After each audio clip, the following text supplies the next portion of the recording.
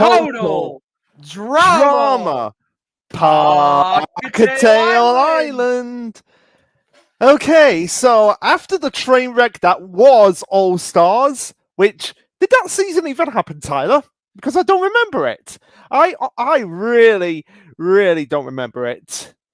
And also, Ann Arbor is just commenting like, says 2 minutes, go live in 4 hours. We can go live whenever we want.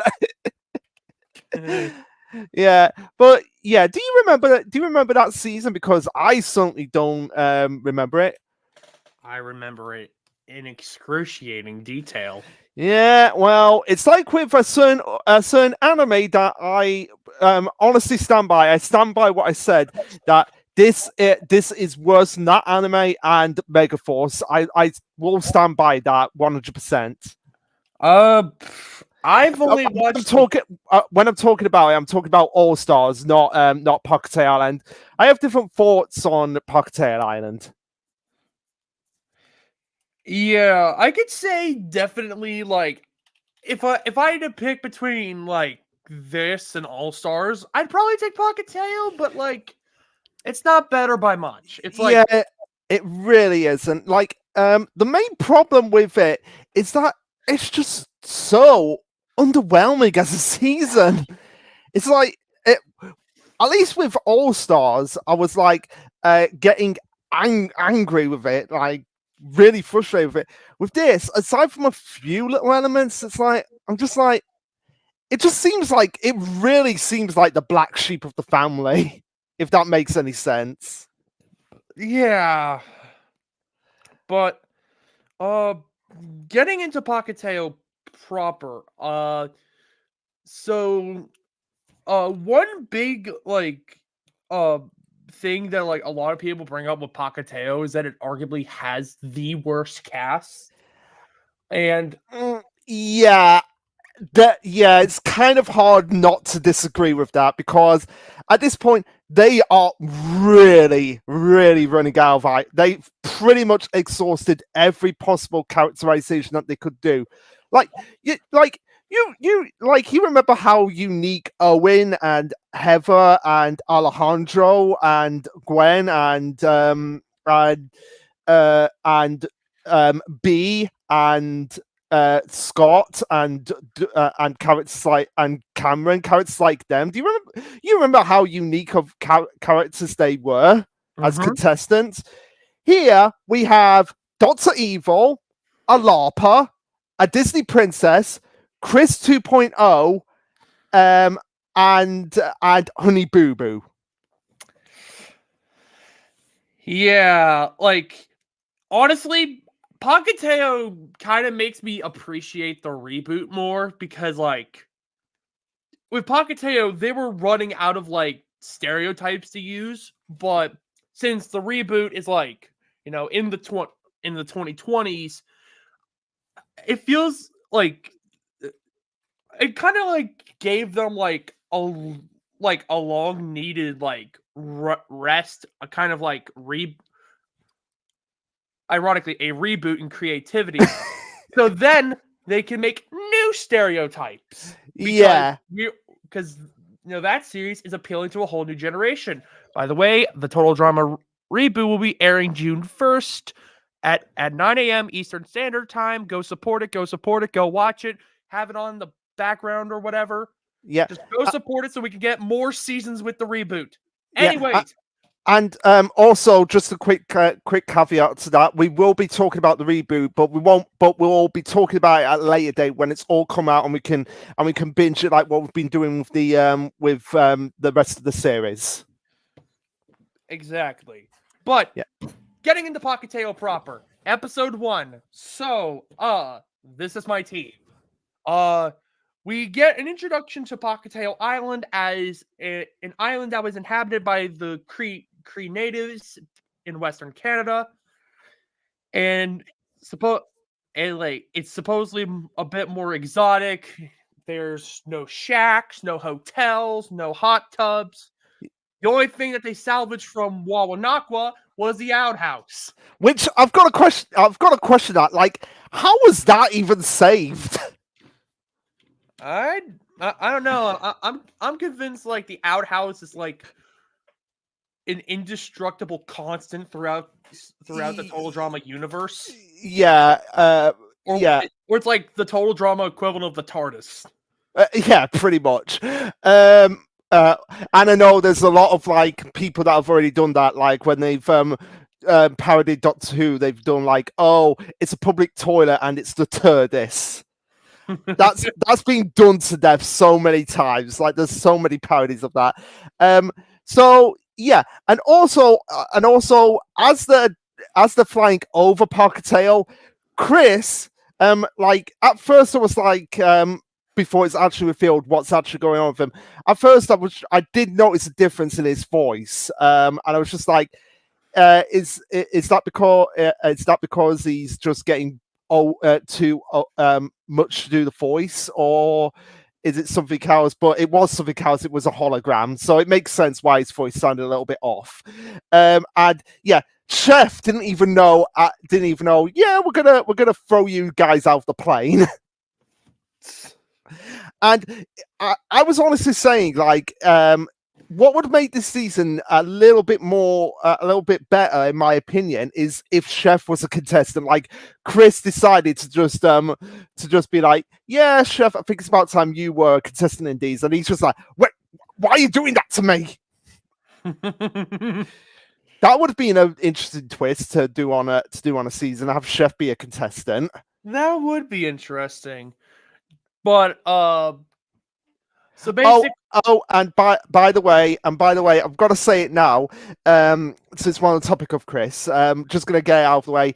So, people who know me know I do not like Chris at all, one bit. It's not sarcasm. I legitimately do not like him, and I've seen the video about him basically bashing the reunion fan-made film. So. So it's another way for me to not like Chris, because I don't like his actor now, because he's basically saying, yeah, people who make fan films, yeah, you can just quietly not do that and enjoy Dramarama, the baby show. kind of ironic, because like just like a little bit like a couple months after that whole fiasco, they announced the reboot. It's like they did that knowing that people were annoyed that they basically said, yeah, you guys want a total drama reunion? Yeah, we're not doing that. We're putting all our resources into the baby show. Yeah, but so the entire cast was thrown out of the plane, and only half of them got parachutes. That half being Jasmine, her stereotype is she's Australian. Perfect character writing. Yeah, but she's also like a natural born leader. One of the only two good characters in this season, without a doubt. I agree. We also have Rodney, who is a farm boy who falls in love with any woman who makes eye contact with him. Which such a missed opportunity with him, because he could have been like like a more giant lovable version of DJ, because anybody who knows me knows DJ deserves all the hugs in the world, and Rodney could have fit that role perfectly well, but no, they turned him into Brock. That's what he is. He's Brock from Pokemon. Except at least with Brock, he has some shining moments. Yeah, AKA his Krogunk. Yeah. Anyways, we also have Scarlet, who is kind of like a bit like a mix of like Cameron and who's it? Courtney. Yes, Cameron and Courtney. Yeah. Then we have Max, the Dr. Evil. Yeah. Now, to be fair, as much as it's like really that's the best you could do, I did enjoy what Max did in the season. Like I just find it so funny that it's like he wanted to be Dr. Evil at some point. Yeah. The only thing, oh my god, they had a missed opportunity. Now that I think about it, they could have okay, so it's kind of disturbing that Fang is out there somewhere in the world because of like Guakanaga sinking and Fang just swimming off after everyone. So they could have brought Fang back, attached a laser beam to his head, and just done the like, we finally have sharks with freaking laser beams attached to their heads.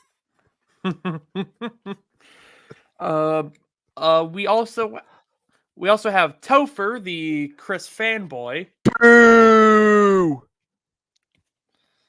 who I was weirdly obsessed with when I was first watching Pahkitew. Yeah. I don't know. Yeah. So, like I said, I do not like Chris. Out of all the characters, I think he is the most hateable, and I detest him.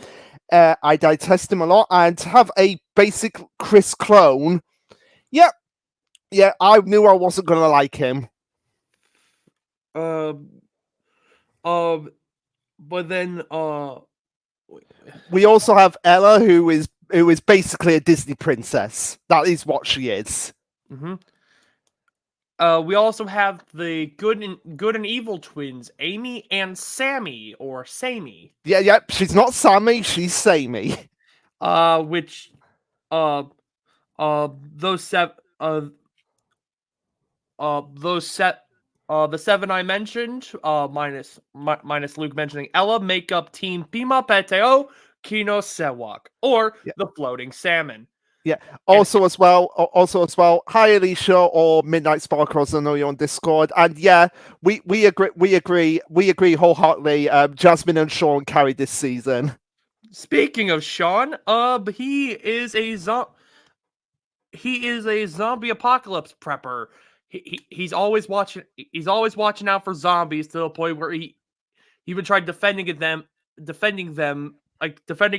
them with landmines. Yeah, and obviously, based on that description of him, he's very much based on Shaun from Shaun of the Dead. And I just love it now. Now, imagine if Shaun was in the Chainsaw Man universe and had to fight the zombie devil.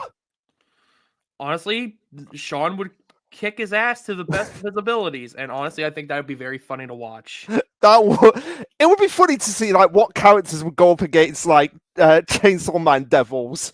So I can imagine Owen would be Owen versus Fammy, the famine devil. That would be interesting. But we also have Beardo, who is a knockoff bee, who is just a human beatbox machine. Just call him what he is. He's Diet B. That is legitimately what he is. He is Diet B. Yeah, like next we have Leonard, the LARPer, who gives LARPers a bad name. Yeah, now to talk about that, like before we watched the season, because I am friends with a real life LARPer. I had to ask them like, look, does this character give LARPers a bad rap? And basically, what it boiled down to was they said that, well, let me go into the message of what they actually said, just to clarify.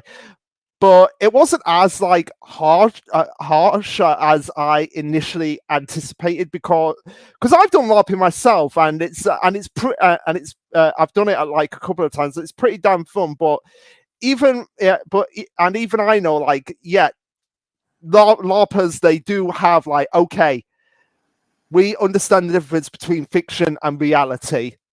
Leonard does not understand that. So yeah, here is the quotation. Oh, I mean, it's strange, but I'm not going to judge someone for it. If it's how they cope with handling actual day-to-day life and they're not hurting anyone, then fair enough. When he basically, and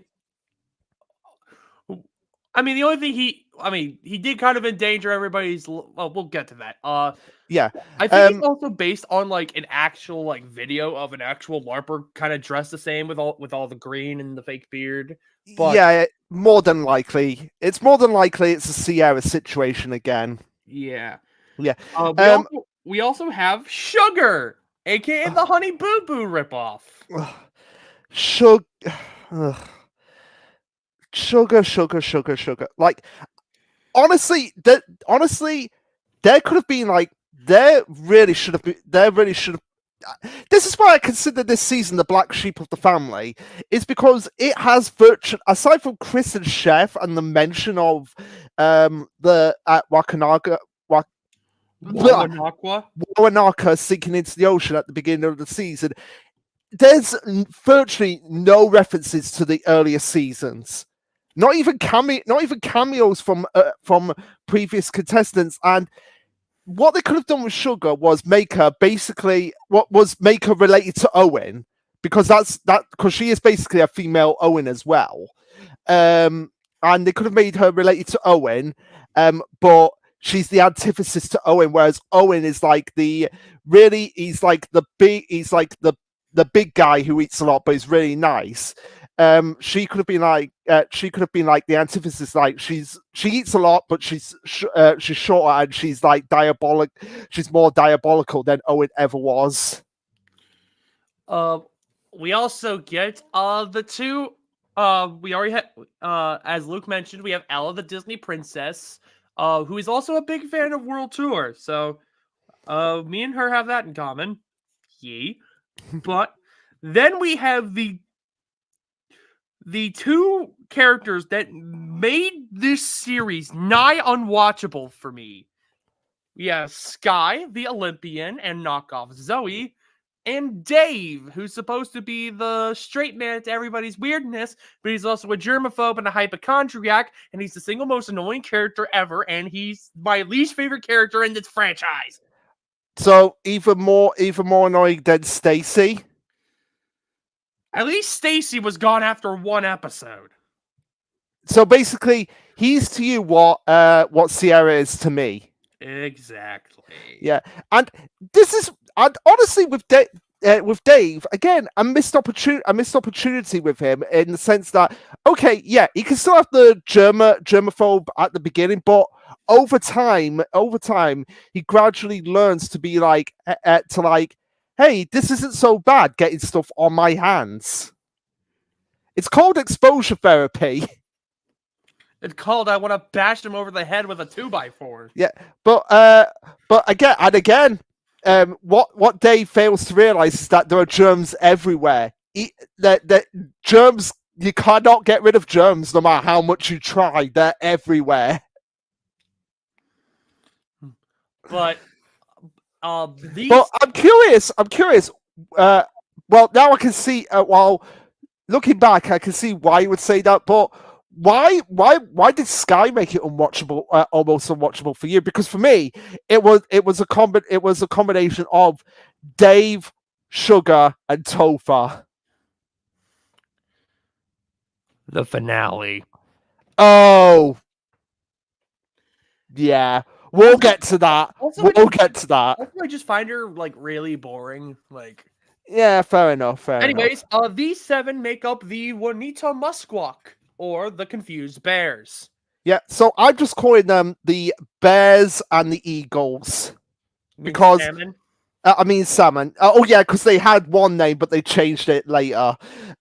Which I did have that as one of my notes. Like they called one of the teams the Soaring Eagles, and I literally put in brackets, "Yeah, Pahkitew, don't be stealing something from Wild Force." Because if if people have seen Wild Force, they know that Taylor's roll call is the Soaring Eagle in that season. So that's what I immediately went to. So yeah, I just call them the Salmon and the Bears because like those names are a mouthful to remember. So basically their first challenge is to build shelter. Which honestly, I kind of like the whole idea where they have where they have to like fend for themselves in terms of like finding food and like building shelter. It really gives the series like a bit of an edge of like really leading into that Survivor inspiration. Yeah. And honestly, this challenge compared to all the challenges that were in All Stars, it's a far more memorable challenge than any of those challenges, I would argue. And I would agree. Yeah. And also they have to do this while avoiding tennis balls from Chef. Yeah. We have Jasmine and Rodney kind of like having a bit of a power struggle as we do see a bit of Rodney taking charge because he's mentioned that he is the oldest of he has five younger brothers, making him the oldest of six. So he's Which actually, that now that you've said that, it does lead me to believe. It does lead me to have a theory about why Rodney is so obsessed with being in love with all the time. Is because okay. I've just now that you've said that, I've just real. It's just come to me. What if all his siblings, like, because he's mentioned to be on a farm, he's basically like Scott, essentially, but a lot more taller. Um, so what if all his siblings left the farm and got married while he had to stay and look after the farm, and that's why he's so like obsessed with being in love with someone because it's spawned from jealousy of his siblings. but he's the oldest, and he's supposed to be like a teenager, which Oh yeah, good point. But then again, it can still be the case that his siblings are more successful with the ladies, whereas he like has maybe some insecurities about that, like being the oldest, and the fact that he's a teenager, whereas his younger brothers are able to be with the opposite sex more than he can. fair could be the case. Though it is said that I remember watching his audition tape like way back when, and it was like uh he uh I forget I what. mean, is it said how old he actually is? I'm looking it up. Rodney Total Drama age. Hmm. Uh, um, yeah, it's not said how old he is. So, oh, here we go. Here we go. I loved. Oh my god, I loved it. I love this, Tyler. Loathsome characters wiki. He's on there. Why he won't get attention with any girls at all.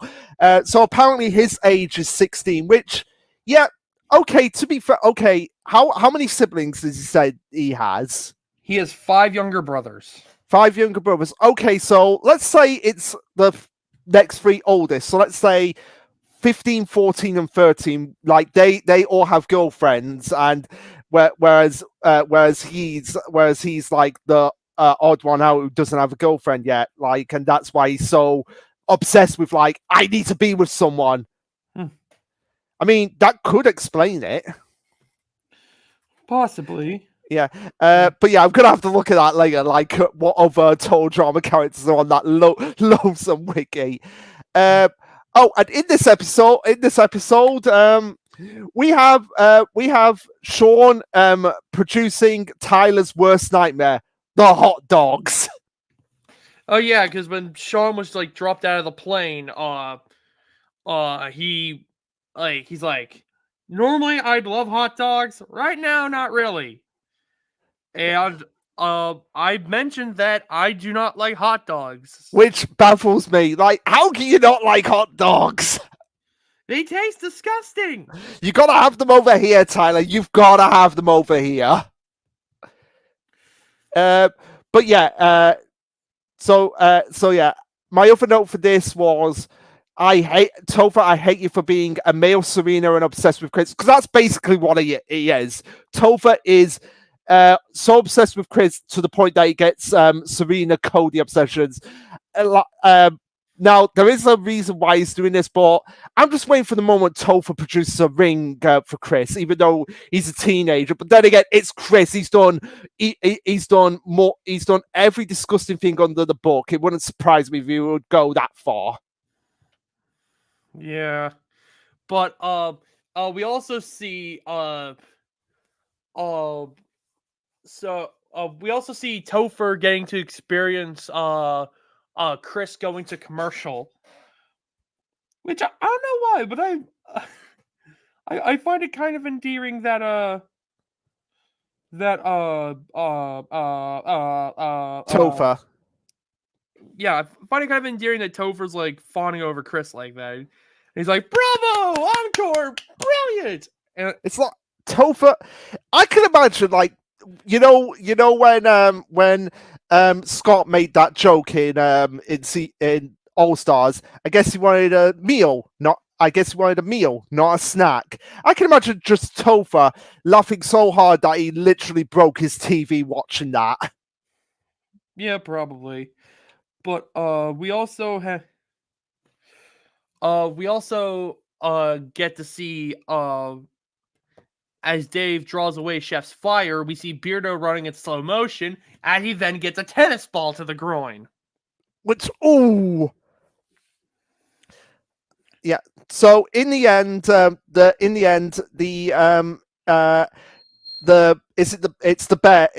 bears that Jasmine is on, isn't it? No, Jasmine's on the salmon. So in the end, the salmons build a treehouse, which, hey, I've got to give them credit, is a pretty good looking treehouse. And the bears build a wizard's tower that ends up collapsing because Leonard is an idiot. Yeah. Which I said this when we were discussing the characters before the other day before today.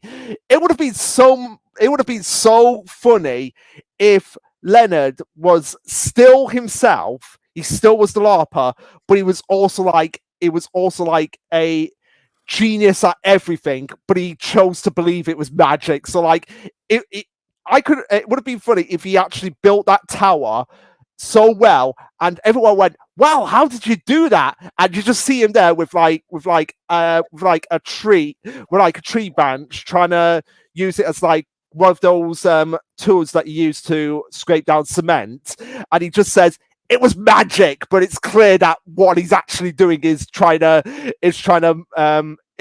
build it properly. That would have made him so much more endearing.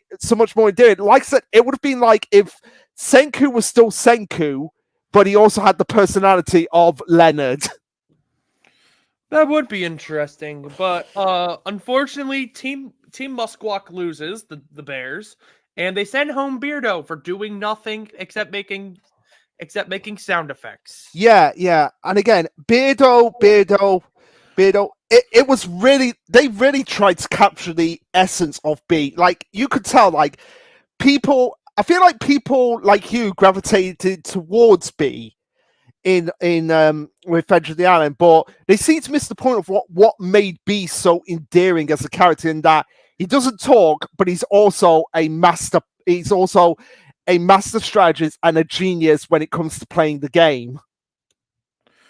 Yeah, like whereas Beardo is kind of like he just makes sound effects and is kind of annoying. And like it's stated that like in his audition tape that Beardo is shy, so that's why he tends to just do sound effects because he can't really express himself. Yeah, but wasn't B described to be a shy person as well? No, he just doesn't talk. Oh, okay. Yeah, and that's the other thing as well. Beardo can talk, because you see him at the end after he's fighting into the can, going like, "It was nice meeting all you guys." Yeah, because he finally decided to talk. Yeah, but overall, this episode, I would say, was a much better did a much better job than All Stars at just for introducing the season itself. Mm-hmm. Yeah. So now, moving on to episode 2. I Love You, Grease Pig. Where in this episode we have we see Team Musquash sleeping on some rocks while Sean sleeps up in a tree. Yeah. And also Jasmine likes to sleep on a branch. Yep. And Amy forces Sammy to go foraging with Jasmine, and like, this is the problem I have. Like, uh, I can't stand Amy. Like, she's like bratty and like always targeting one person. It just gives a vibe of like a bad sibling rivalry. Do you ever get the impression that their parents told them that they were originally supposed to be one child, but ended up with a twin sister, and so like like the parents told Amy like, oh yeah, you were originally meant to be an only child, but then it was revealed like, oh no, you're gonna have a twin sister, and that's why Amy blames Sammy for everything because of like she wanted all the attention and she had to share it. Honestly, that could be the case. It's kind of crazy. It's kind of crazy that now I'm coming up with these theories that actually would make sense. We also have we have Jasmine and Sammy kind of bonding, and Jasmine being like telling her to like tap into her underdog capabilities. Which I do like. I really do like that about Jasmine. Yeah, it does make me wish that we could have seen more of it because Sammy does not last very long. But like I but that's something we'll get into when we get there. Uh but we also see the like the seeds of like Sean and Jasmine's relationship starting to be planted. Mm-hmm. And can I just say, like these two are like one of the best couples ever.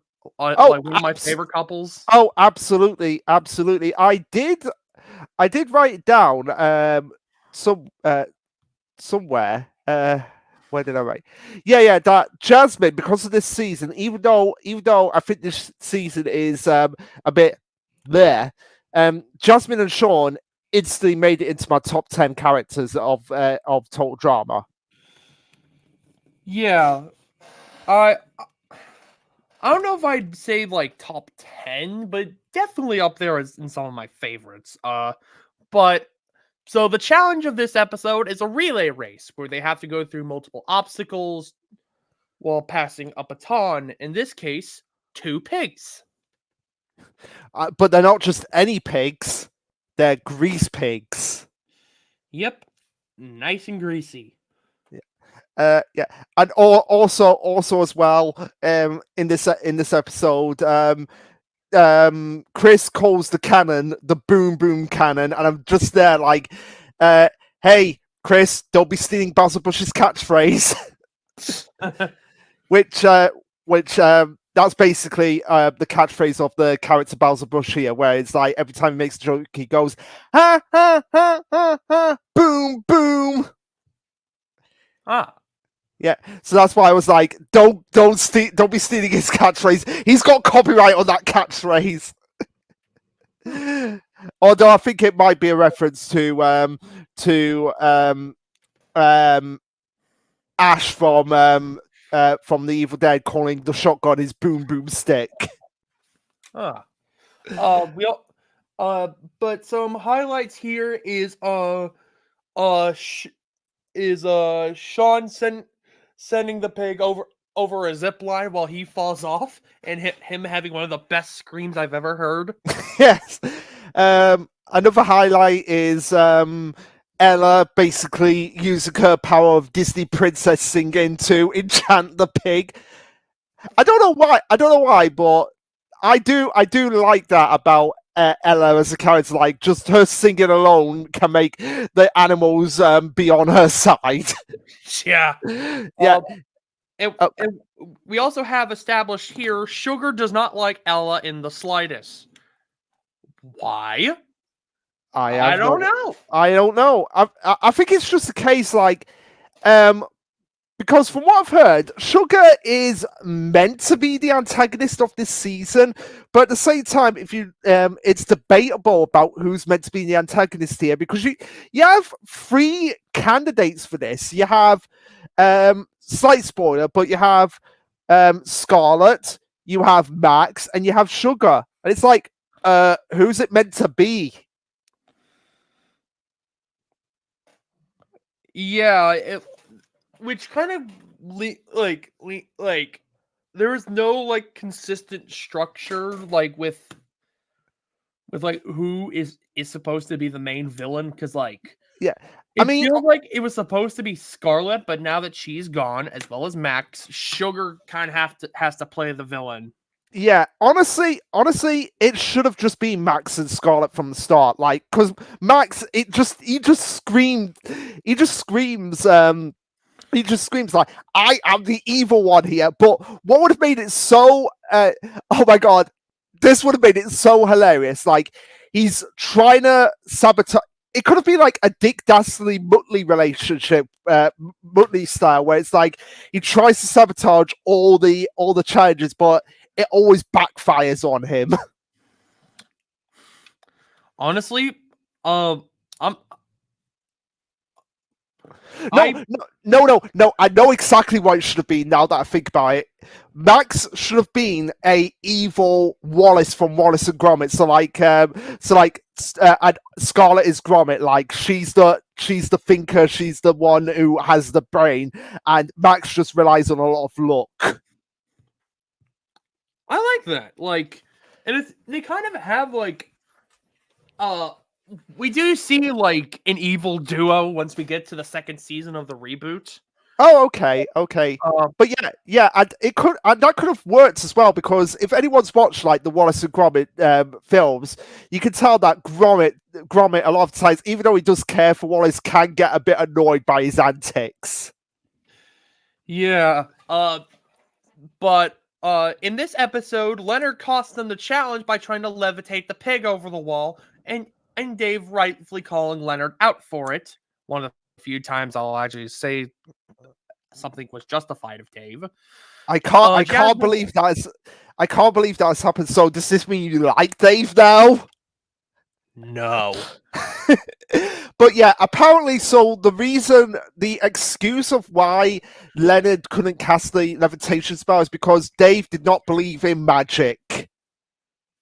Well, didn't believe in him. Well, yeah, but let's be honest. The only thing that is Leonard is the magic. Mm-hmm. And also, we have Rodney attempting to break up with Jasmine because he's fallen for Amy. Why? Yeah. Again, it's going back to my theory that his siblings are more successful with the ladies, that he's just doing everything in his power just to be with one. But is he seriously that desperate? Yes, people are that desperate. Tyler. Do you? I don't know if I should bring this person up in here. You know what? I am. I'm going to. Okay, so slight tangent here, and I apologize for bringing this person up because I think they are really disgusting as a person. But Rodney is essentially Chris Chan in this season.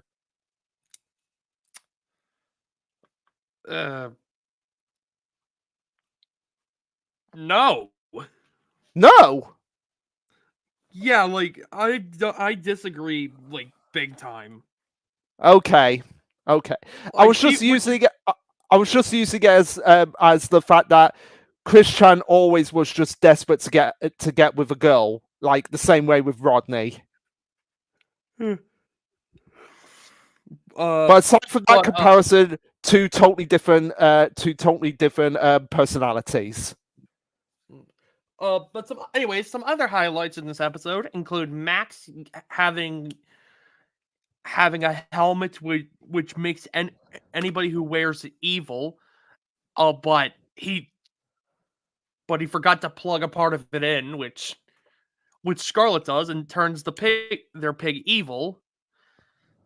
Uh, and Dave freaking out after being coated in grease. Which I've got to, okay, Dave, I've got to ask you a question. Have you ever been near a stove? Have you ever had to fry a burger? Like, I can imagine just Dave. I really want to meet. I really want there to be a scene with Dave's parents, with them just being like, "Dave, can you do the dishes?" And him just making up the excuse for like, "No, they've got all your food on it that you haven't eaten." Which is why they need to be cleaned. Like, what is it? Yeah, Dave. But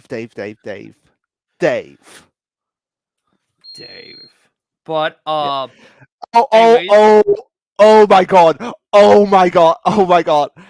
A death battle that I want to see so badly now. Dave from Total Drama versus Dave Lister from Red Dwarf. So you have like the clean, freaky germaphobe going up against like one of the most sloppiest people in the universe. I'm going with Lister the entire way. Yeah, because all Lister would just have to do would just be like, here's a sock, Dave, just throw it at him, and just be like, and Dave would just jump off a cliff at that point. But anyways, on to episode 3. Twinning isn't everything. We see Amy and Sammy bonding some more, saying how she shouldn't let Amy boss her around like that, and we see we see Sammy try to call out Amy in the worst time imaginable. In the morning. With everybody around. Yeah. And calling her out like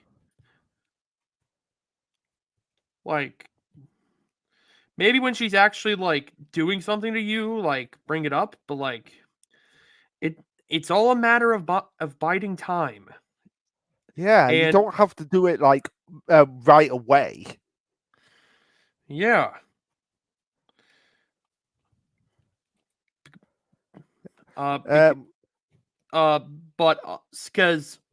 Because Sammy just blows up at Amy at the first chance she gets. Amy cries crocodile tears, and everybody except for Jasmine turns on Sammy. Meanwhile, over with Team Muskwalk in the previous episode, they found a cave to sleep in. Surprisingly, no bear. Yeah, surprisingly. And also in this episode, we see Tova enacting his plan of just being like, I want to be just like Chris and take over hosting the series. I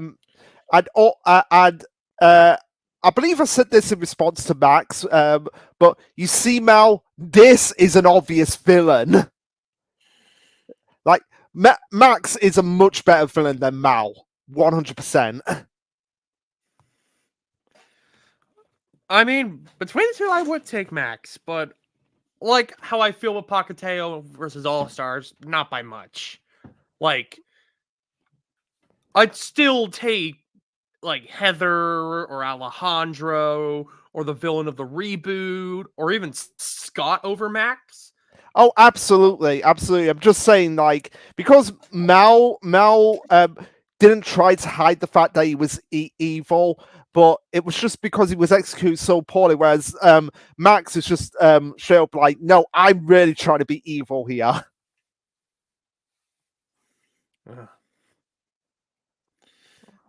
And like, I remember, I believe I showed you the Total Drama All Stars rewrite, on DeviantArt, which is one of the few things to come out of that site.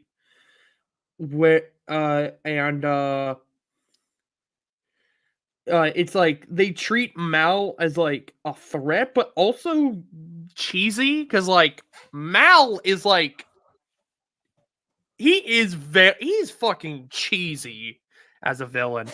Like he talks about wanting a tower overlooking a volcano with the money. He has an evil laugh and like monologues and shit. The guy is fucking cheesy. And like Well, sometimes people do like cheese. yeah, and like and like the writers of that rewrite definitely lean into the fact that Mal's cheesy.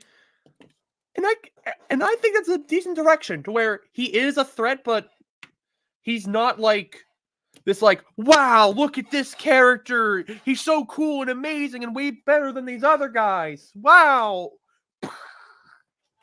Anyways, back on topic. Yeah. This challenge is basically a giant game of water balloons with anything but water.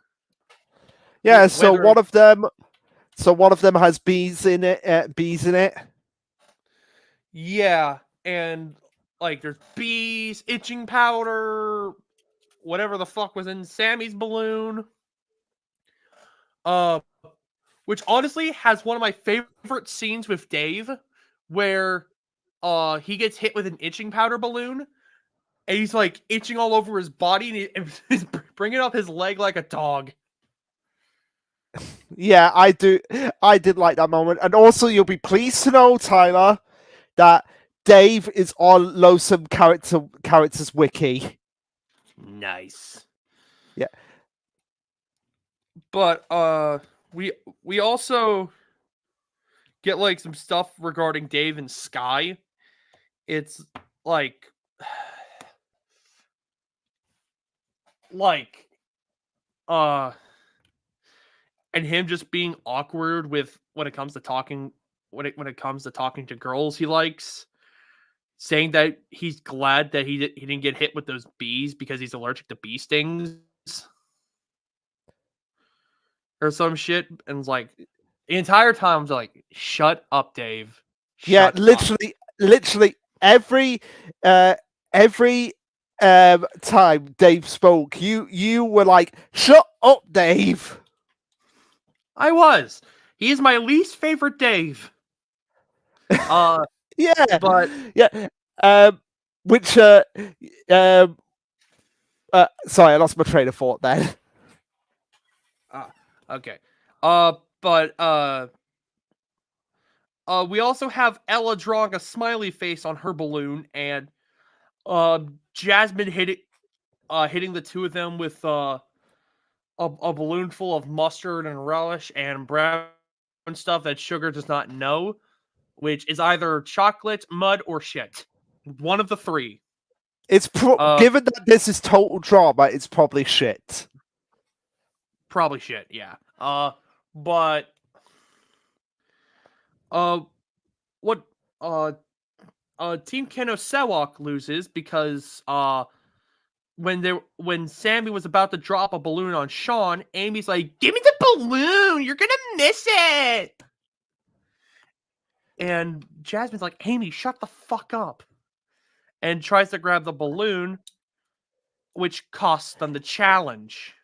It's like Jasmine is like the mother having to deal with these two brats going at each other.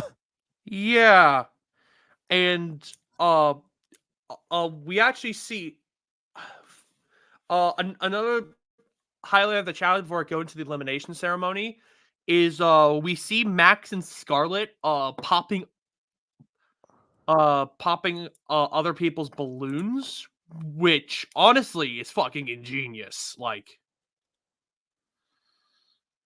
they're using like a blow dart,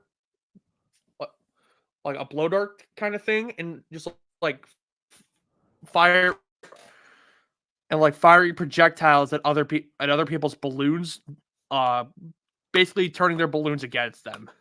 Yeah, Which I gotta say is also really creative. Good job, yeah, Yeah. Also as well, we've got to say that the rewards for winning the challenge are basically you get real food delivered, and probably the best pun that Chris has ever done. Which Chris, you get a point for this, but when we get to a certain episode, all the points that Chris has accumulated are going to be flushed down the toilet.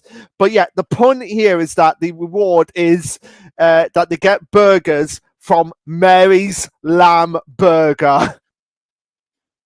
Mary had a little lamb. Yeah, Mary had a little lamb and she killed it. And it's delicious. Yeah. Yeah. And also, I believe the one before was I know there was one with Humpty Dumpty, like there were Humpty Dumpty eggs. Like, it's like all the king's horses feed all the king's men. Yeah, so basically the whole joke is that I believe that all puns on nursery rhymes.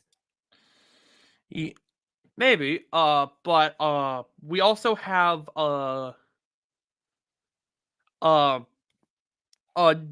basically during the last episode, Sammy came across this apple called a mentionil fruit or manzanilla de la muerte, which caused her hand to blister and become itchy.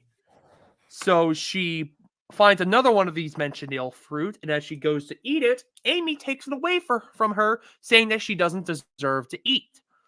And when Amy eats the fruit, it causes her throat to close up.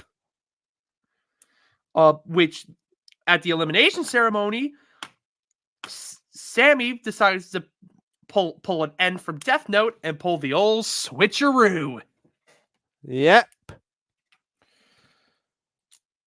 Saying that, so Sammy poses Amy, and Amy got the boot.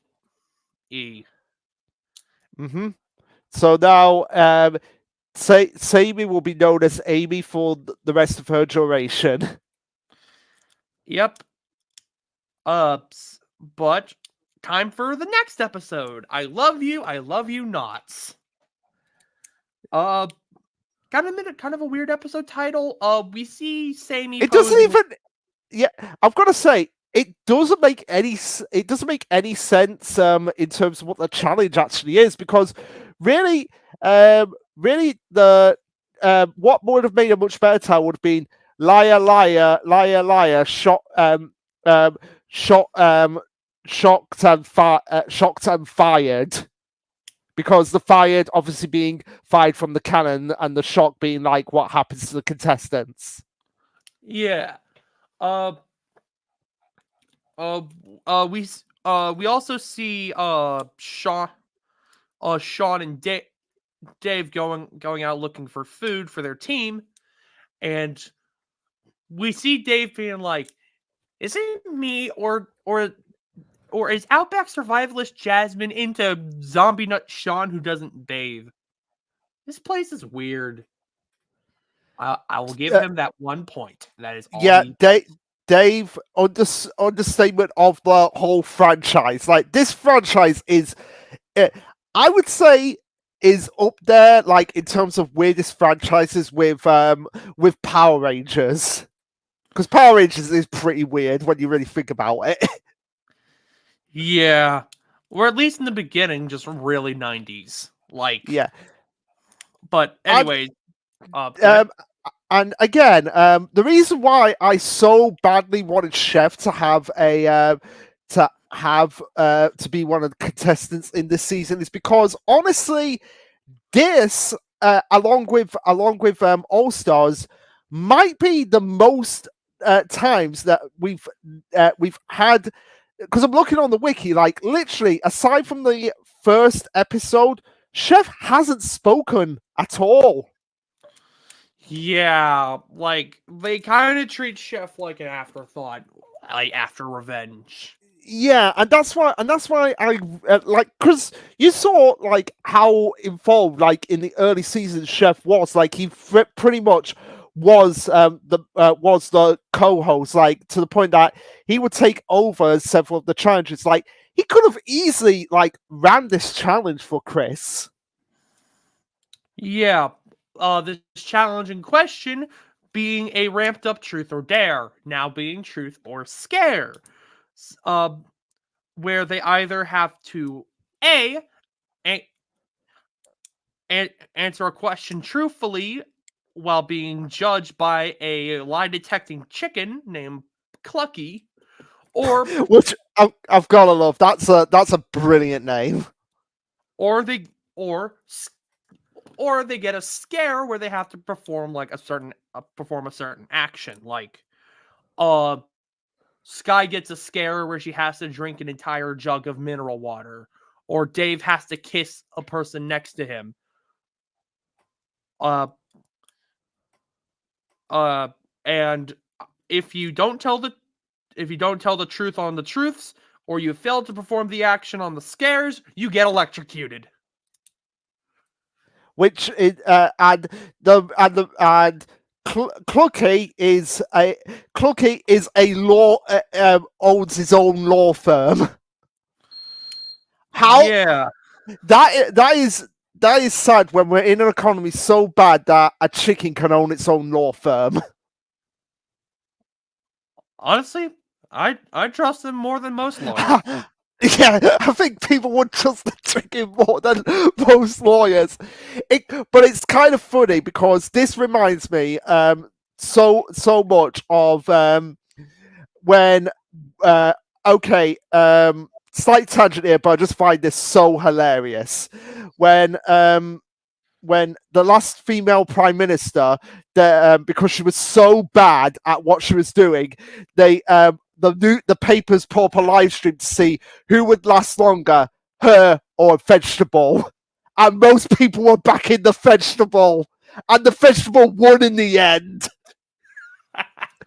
So that is bad when a politician is beaten by a vegetable.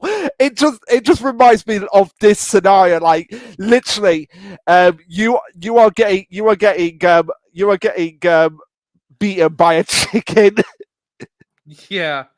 Uh, but we see Amy Amy gets a truth and it's asked like who she hates the most, and she has to answer.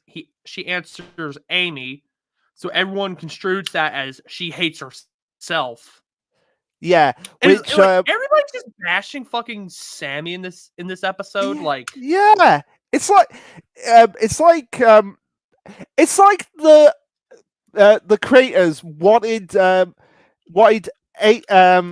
Amy, not that Amy, Sammy to be like how characters like Scott and Tyler are, but they were probably like uh, well, it would be a bit cruel for it to be a female being bashed on like all the time. so So they have her like being bullied. yeah, which which I'm like, yeah, but it's like you don't like. Okay.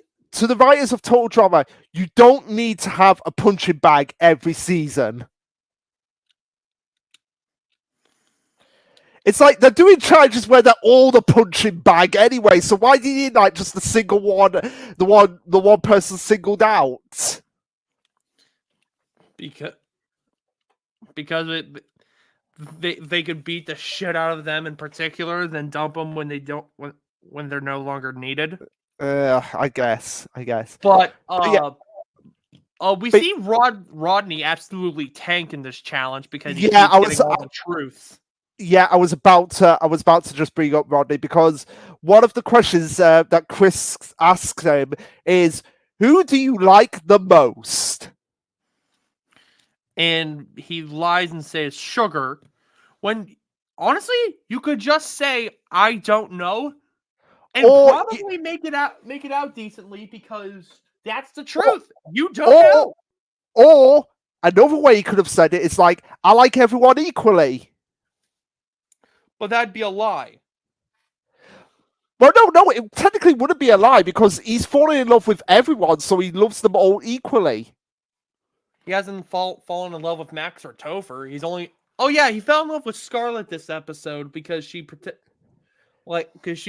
him from raccoon poop. Yeah. Okay. Okay. But all right. Okay. So who do you love the most? I love all. He could have just answered honestly, being like, "Hey, I like. Hey, I like the guys. You guys are pretty cool, but I love all the ladies here." Because technically, he wouldn't be lying then. Fair enough.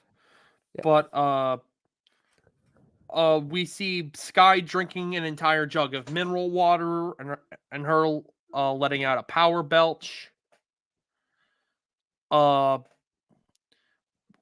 have Dave needing to kiss somebody next to him, so he tries to kiss Sky, but she ends up belching so hard, like Dave can taste the belch in his eyes. Yeah, and also as well because they took too long to actually do it. Because they were just like they're just being like, I'm just like, get on with it. Yeah. We also have Max. Max. Max being asked about his greatest fears, and he just says he fears nothing. Which, like, I'm pretty sure most people are afraid of something. Like, Yeah, I feel like Max's greatest fear would be that he is not evil enough. But yeah. So anyway, then we go have ahead. we also have Sean snot rocketing his entire team when he was just supposed to pick and wipe. Mm-hmm. And then we have a bit of a lightning round where we have Scarlet putting makeup on a bear. We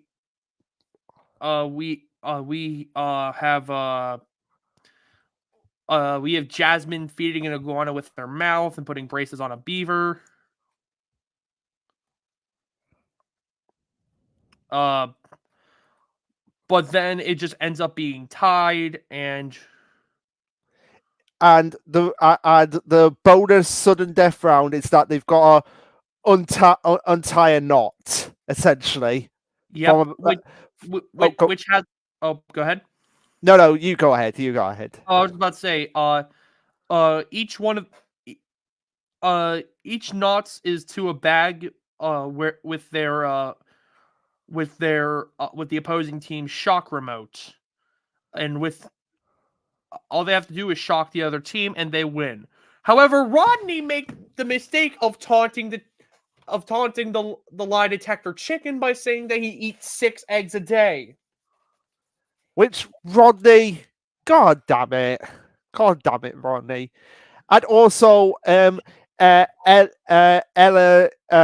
refuses to shock the other team. So Cookie is like, I've had enough of this. Yeah, so Clucky shocks the shit out of Team Kinosewak and gets Hannibal lectured off. Yeah, and okay, Chris this might be Chris's best moment in the whole franchise here, which, God damn it, I can't believe I'm saying this. He gets so many points for suggesting that Clucky with the law firm is going on the menu. Yeah, because he's offering I think it's the all the king's horses eat all the king's men thing, and Chris is like, or if you want, chef's making chicken. Yes, and since Cookie's the only chicken there, it's like heavily implied that that's what's going to happen. So yeah, Chris, honestly, these challenges, for the most part, have not been as sadistic as before. But that's all going to come down. That's all going to come crashing down. Eventually. Yeah, and in this episode, Rodney gets eliminated because of how badly he screwed it up for everyone, and tries to give a heartfelt speech, but Chris is like, "Yeah, no thanks, goodbye, mate." And And then Rodney proceeds to sink and Rodney sinks somebody's battleship. Well, hey, at least he won. At least he won battleships for someone. Yep. Anyways, on to episode 5. I forget the name of this episode. A blast from the past. Oh, a blast from the past. So, Sean sees a weird figure walking up on the beach, who he thinks is a zombie. So he's like, I gotta get out of here as fast as possible.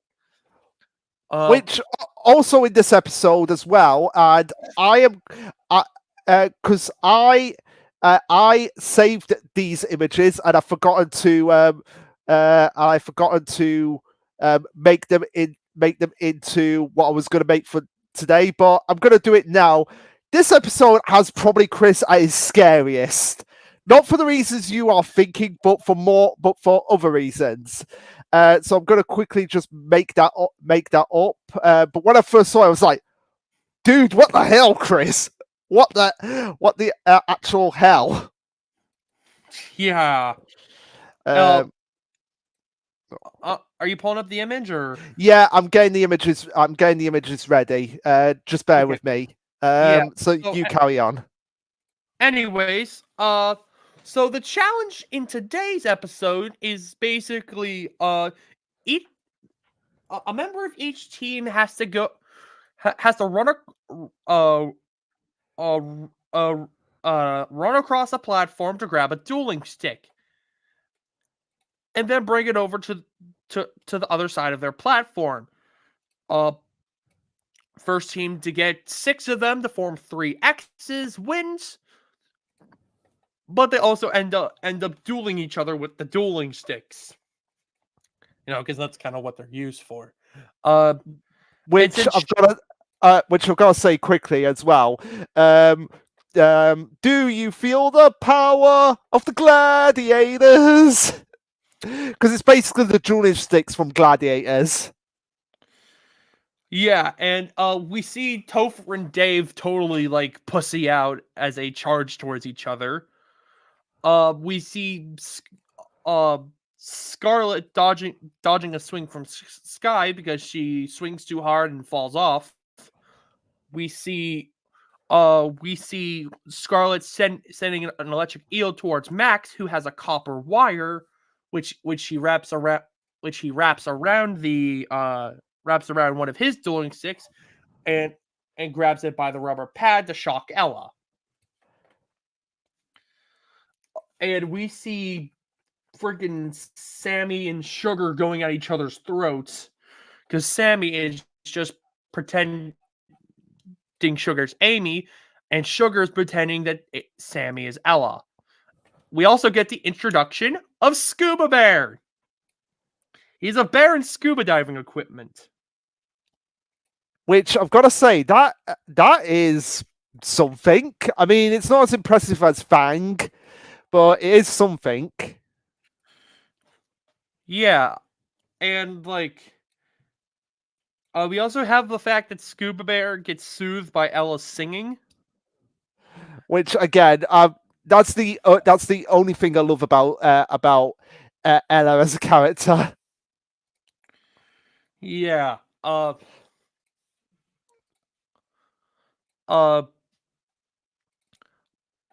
But with Sean being missing for so long, he's about to be disqualified from the entire competition until he's found by Chef,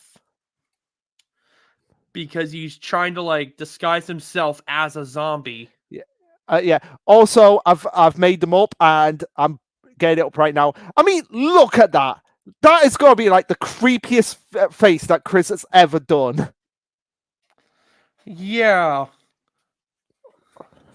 I mean, when I first saw that, I was like, and even Topher was like, Chris, what happened to you?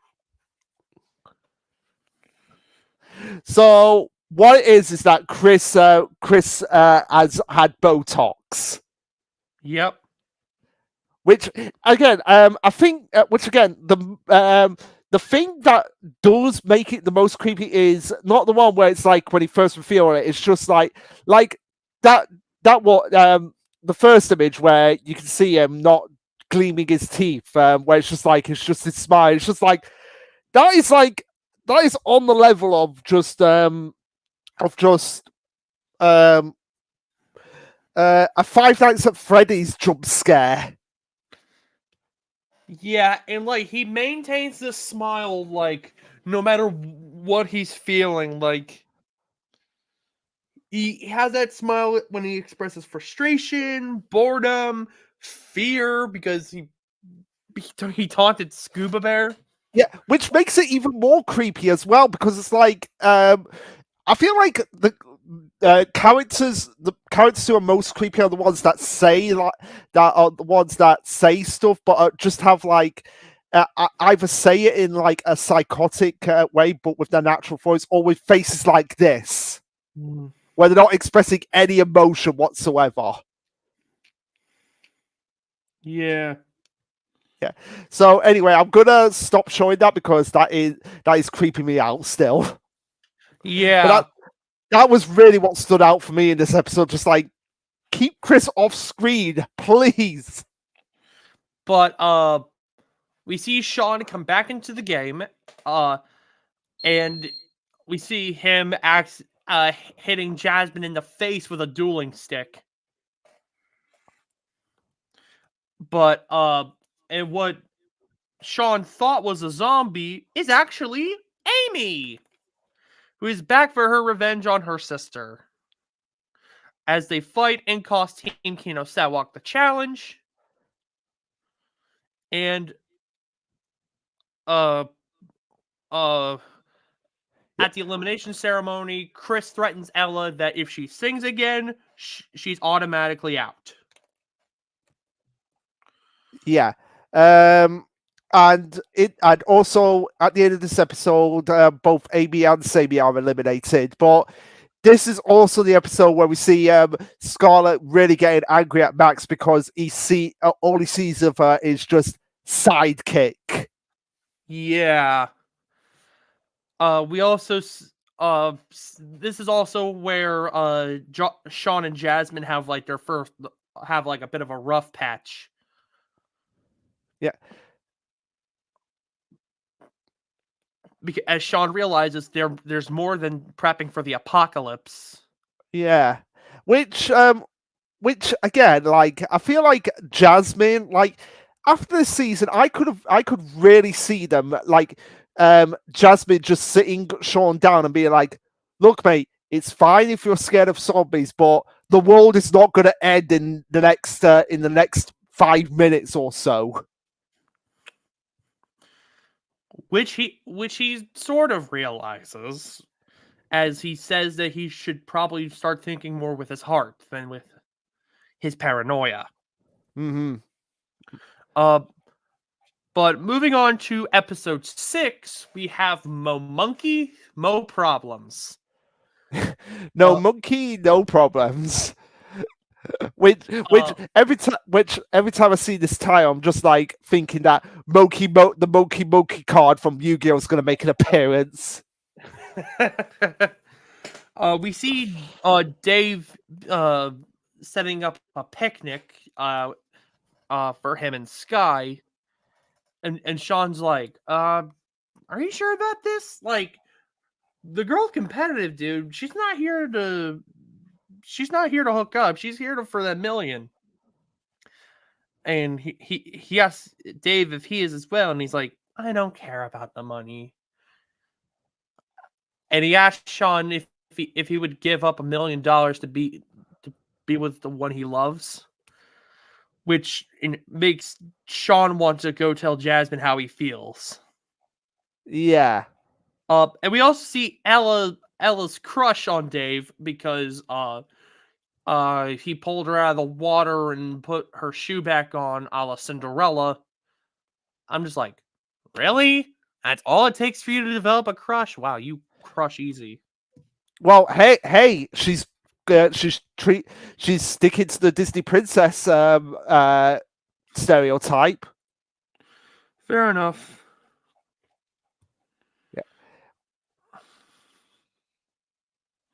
So Oh. the challenge in this episode is that there's a vending machine with Hmm. food, and but the only problem is that they have two monkeys for each team with a coin where they have to get it back from the monkey in order to release the food from the vending machine. Yeah. Yeah, Uh. and and also Sugar in this episode is manipulating Sky because of what's going to be happening soon with the merge coming, um, and Ella has actually named one of the birds that are following her around constantly the purple bird. So, what name did she give the purple bird? Trevor? No. Mike? No. Alan? Like, why Alan?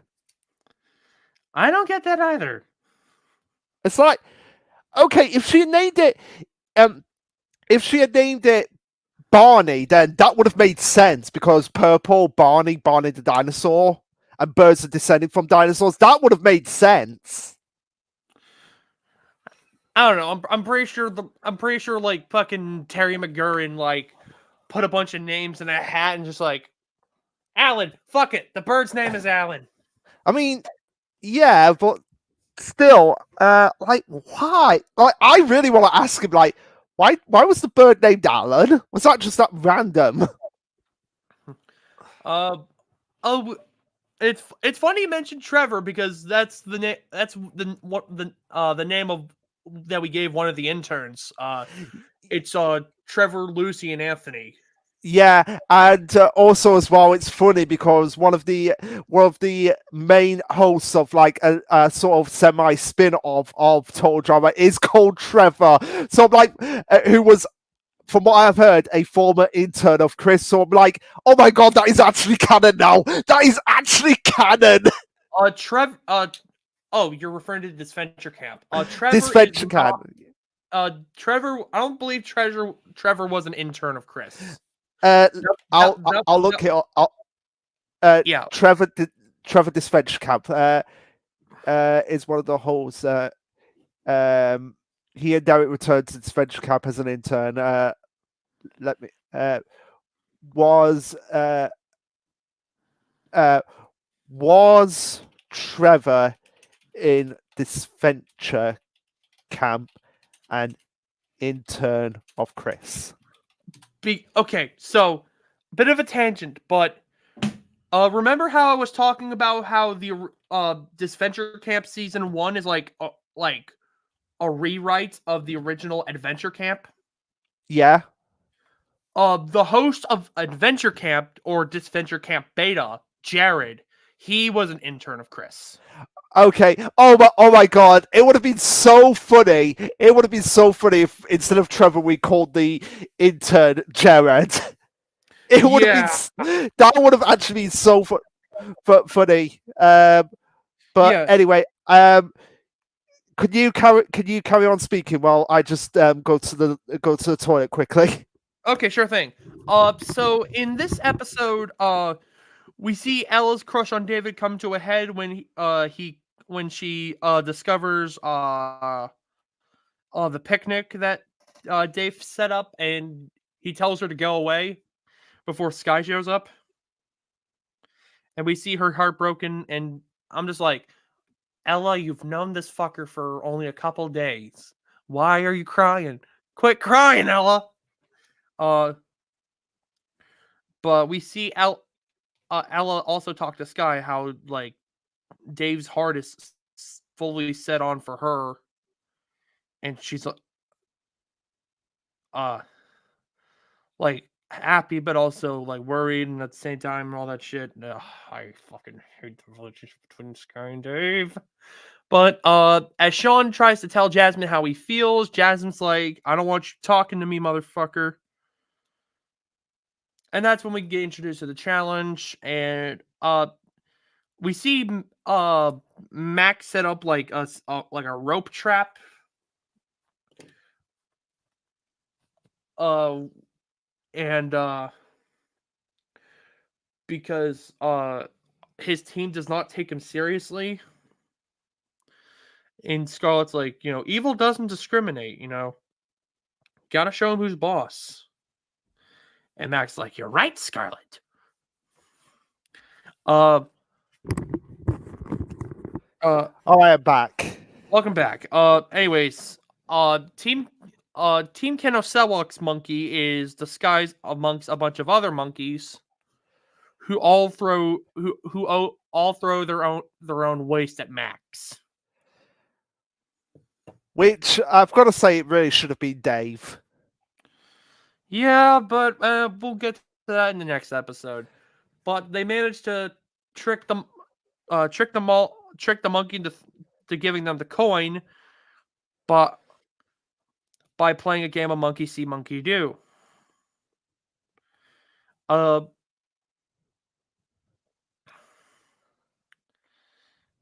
then Team Kenosewak gets stuck in the trap that Max laid for them, and he gets caught in it too. Which again, Max still being a better villain than Mal was. Yeah. And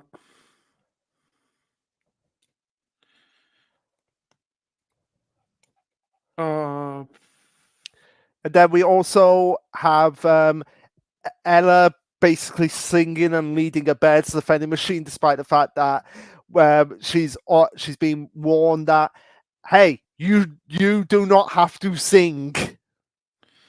The reason why she is luring the bear over is because the bear ate the monkey, which ate the coin. Yeah. So there was an old bear who swallowed a monkey. It swallowed the monkey. It swallowed the monkey to catch the coin. So then Sugar takes the bear, Heimlichs him into coughing up the monkey, and then Sugar reaches inside the monkey to grab the coin, and then go ahead. Which everyone is just like, Jesus, because she's treating that monkey as if it's like just a glove puppet. Yeah, which is like, Jesus H, Sugar. Yeah, it's like, how do those monkeys' organs function if it can be just stretched out like Luffy? That's what it is. Kind of ironic because it's a monkey, but yeah, it's literally stretched out how Luffy would be stretched out in One Piece. Then we have Sugar just flicking the coin into the vending machine, and Team Musquawk winning a meal of total drama, yum yum happy go time candy fishtails. Try saying that 5 times fast. Total drama, yum yum happy go time candy fish. Fuck. Yeah, you can't do it. You can't do it. So at the elimination ceremony, it was Max that was going to get eliminated, but Chris is then informed that Ella went against the no singing policy, so she is out of the competition. But as the old saying goes, you finish on a song, and Ella finishes on a song. And then gets shot out of a cannon. Yeah. Well, hey, she went out with a bang as well. But moving on to episode 7, where we get shot into the depths of the pits with This is the Pits. This is the pits. So yeah, as the title suggests and what Tyler said, we are going down into the caves, which is all right for some, not so much for others, because we found out here that Jasmine and Gwen have something in common. They are both claustrophobic. And I love how Sean is commenting like, it's sad to see when one person lets a single irrational fear control their whole lives. Yeah, which hey, what's that calling? Ring, ring, ring, ring. Oh, hello, kettle. Hello, teapot calling. Yeah, hello, kettle. I'm calling you black. Yeah, we see them get thrown in giant like hamster balls, basically, where they can't see and get thrown get thrown down a pit to where they have to navigate a cave. And uh we see Sugar eat what's called a glow slug and shines a light out of her belly button. We which see T which Go is ahead. crazy that Owen never did something like that. Yeah, like this seems like prime Owen comedy. But also as well, oh my god, also as well, Sean reveals that he would rather be eaten by a zombie than form an alliance with Sugar. That is how bad of a character Sugar is. That Sean would rather give in to his worst fear than be with her. Yeah. Yeah, and also as well, at the beginning of the episode, we when Chris is doing the recap about Ella getting shot out of the cannon, we see him saying, "I shot her in front of a deer," and I literally just said, "Don't say I shot her in front of Bambi, Chris."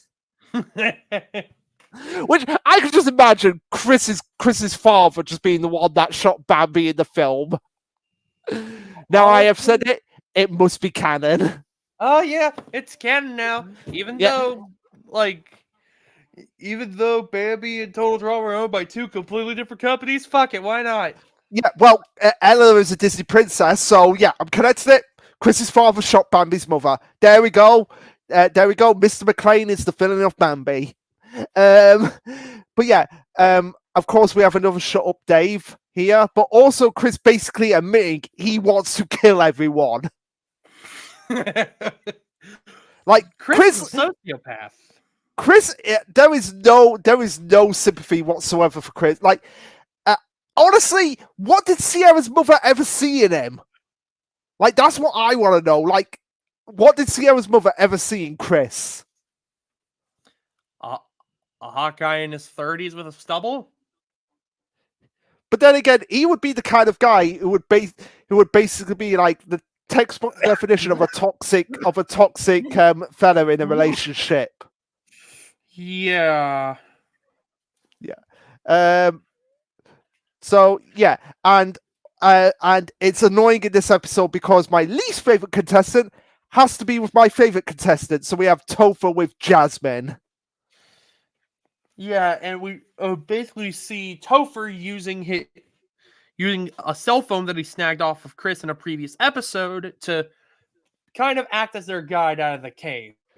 Yeah, We also see Max and Scarlet separated from those two as they start to uncover some secrets. What's going on yeah, because it turns out that there are actually TVs where TVs should not be.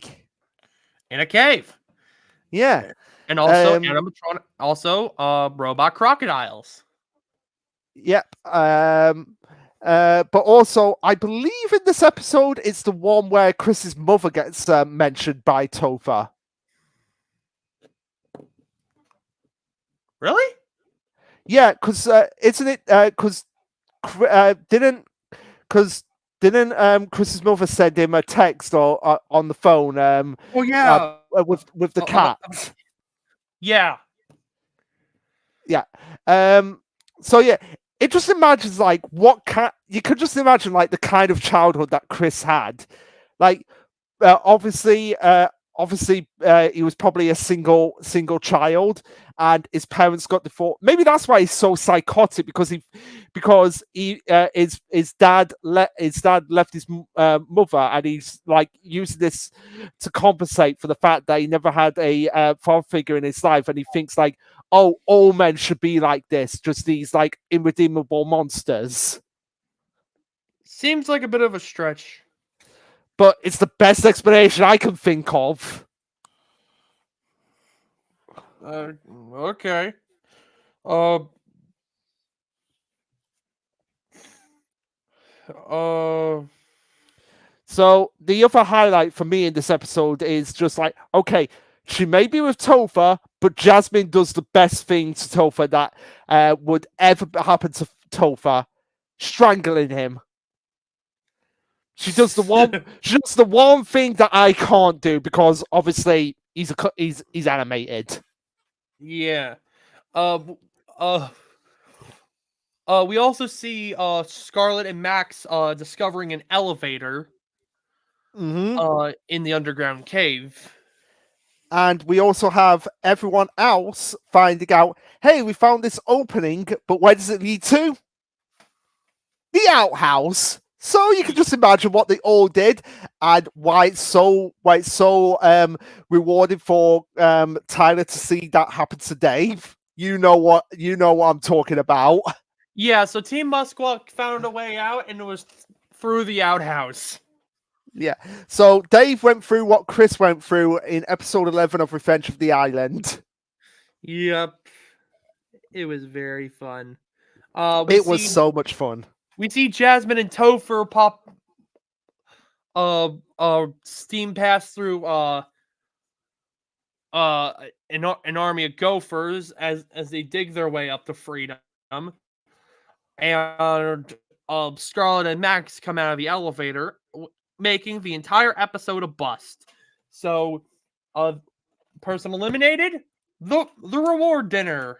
Yeah, because the reward dinner was basically because the reward dinner was basically a banquet that was just like, hey, you want all this delicious food? Well, you can't have it because nobody came out the way they were meant to. Yeah. And so he also breaks up the wonderful couple of Max and Scarlet. Yeah. Which must be a shock for Max because he's lost his sidekick. Yep. As Max has moved over to the bears and Sky has moved over to the salmon. And this will all lead us into probably Chris's worst ever moment in any series ever, with 3 zones and a baby, episode 8. Now, people could now with a tale like that, you could pretty much tell why this is probably Chris's worst moment. This is where Chris lost all those points that he's accumulated from me throughout the whole franchise and just basically shot them into the cannon. Because Chris using babies in this challenge, I don't, regardless of whether he stands on children or anything like that, I don't care. That has got to be like the absolute worst moment ever in the franchise from Chris. Yeah, because in this challenge, they have to go through a series of obstacles where they must remain quiet. However, it's made extra hard because now they have to carry babies with them. Where did Chris get these babies? We don't know. Yeah, there is no way in hell. There is no way in hell that because it's literally established later that the producers are like, or the lawyers like how did Chris even get the consent for this? Very good question. Like, there is no way in hell that Chris went up legally to any mother in the world and said to them, hey, can we use your baby for a challenge in a reality show where it involves lions and rattlesnakes? And bears. And yeah. It's no wonder that the second the like, seriously, how was not the entire Total Drama Pahkitew in universe, how was it not cancelled after this episode?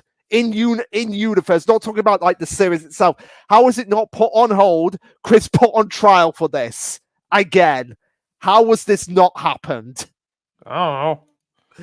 But yeah, Sky thankfully calling him out for this, like by saying this can't be legal. It is not legal in the slightest, Sky. Yeah. And if that's not bad enough, Topher decides to be an arsehole as well and holding the baby like a bag. Essentially showing no concern for this child's life. And then he balances the baby on his head when they get to the second zone with Pasta Bear, who is totally not Scuba Bear, who was also Bling Bear in the previous challenge. Yeah. Totally completely different characters. It's like with Izzy and and Kaleidoscope. and Kaleidoscope and E-Scope. That was it. That was the name I was thinking of. Yeah, nothing like them. They were completely separate characters. Yep, totally. Yeah. So yeah. In this episode, the only thing that makes it kind of like a little bit hilarious is that Max is basically doing a syndrome from The Incredibles here, where he has one of the babies like, "Oh, you're gonna be my evil baby." Yeah, and it's kind of cute seeing Max care for a baby while also trying to like raise it to be evil. Yeah. Like it's like fucking Megamind, who was like raised in like I don't know if you've watched Megamind, but like he was like raised in a prison where like people were teaching him like cops are bad, theft is good and shit. Yeah. Which is yeah, I was just looking up to see did Max's actor play Syndrome, but no, he didn't. But it would have been hilarious if that was the case. But no. Oh, he played the character I played in The Tempest, so that's cool. Sweet. So yeah. Also, so yeah, like I said, in this episode, the lawyers get wind of what Chris is doing. It's like, you have got to cancel this challenge right now. Get all those babies out of there. And he does so. So they just have he, reluctantly, because it's Chris, and even though at this point he should have been sent back to prison right away for this, which actually again would have given Chef something to do, because he probably would have been like, well, I guess I'm hosting for the rest of the season then. Well, yeah. But also Sugar basically confirming to be the worst sibling ever, because she caused her brother's death and not remembering his name. We also have Jasmine trying to make Sky more cutthroat towards the other team when she's worried about Dave. And when she like throws like a horn in the pasta bear zone towards Dave, attracting Chef to blast Dave with pasta and then attracting Pasta Bear. He's like, Sky, how could you? Why should I go on? What am I fighting for? If you get that reference, you get it. Yeah, I don't get it. Why? There's no point to go on, Sean. Just leave me. Like, shut up, I don't Dave. like Dave. Yeah, I can understand why you don't like Dave. But yeah. So yeah. Chris in this episode, even though Topher is a Chris fanboy, he doesn't recognize that when Chris is putting on a voice. Yeah, because during the challenge, he gets a phone call from the producers about having him be in charge of the show and getting rid of Chris. So during the elimination ceremony, Topher thinks Chris is leaving and he's going to be in charge of the show, when really Chris was pretending to be the producers and knew Topher had his phone all along. Yeah, which again, this would have been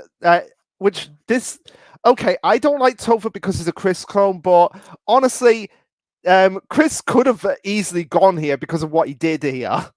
Like, there is no reason why Chris wouldn't have just been like, everyone being like, get rid of this arsehole for what he's done in this episode. Yeah. So yeah, because of this, and because at this point Chris is pretty much sick of Topher, he's like, yeah, Topher, you're getting eliminated here. Also because he got the most amount of votes, which I don't blame them, and thankfully Topher's gone, so it's a lot less painful for me now. Yep. But now it gets even more painful for me, because we get one of my least favorite episodes of the season, episode 9, Hurl and Go Seek. yeah. Honestly, honestly, people are saying like the gross out humor in Total Drama in like later seasons gets a little bit too much, and I'm just there thinking like, really, it's always been gross out humor. But it's like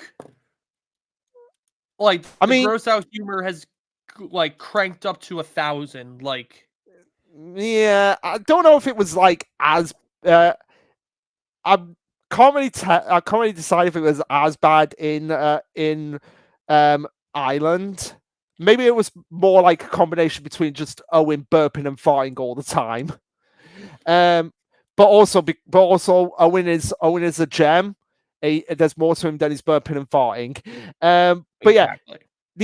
but yeah, I can see why it's your least favorite because basically, the if you go on the wiki and look at this episode's wiki page, the picture is just of Max barfing up. Evil vomit. Blah. Yeah. So yeah, oh, Go go ahead. ahead. Oh, I was just about to go into the challenge. Go Yeah, ahead. yeah, I was as well. So you can go ahead. Okay. So basically, Chris announces the merge at the final 7. So thank God it's actually halfway, not like in fucking All Stars. But the first like pre-challenge is eating something called Juggy Chunks, which looks fucking vile and apparently expired in 1976 before Chris was fucking born. So how does Chris even have this? I don't know, maybe he was keeping it in the fridge. Again, his mother was keeping it in the fridge all that time. Bro, maybe Chef was keeping it in the fridge. But how old is Chef? Don't know, probably like his 50s, because like he seems to be older than Chris. Like I'm gonna he, actually look that up. Look that up. because How old is Chef Hatchet? Uh, because uh, he so canonically speaking, how old are Chris and Chef supposed to be? well, Chris was Chef. born in 1978. Yeah, and Chef's age is never stated. But it would like the timelines would line up because he said he was in a war. So if we assume that like he's older than Chris, he could have fought in Vietnam or some shit. Could have Wait, done. He could have done. no, they're in Canada. So it would have had to have been the Second World War then. Yeah, which blimey, that would make Chef like okay.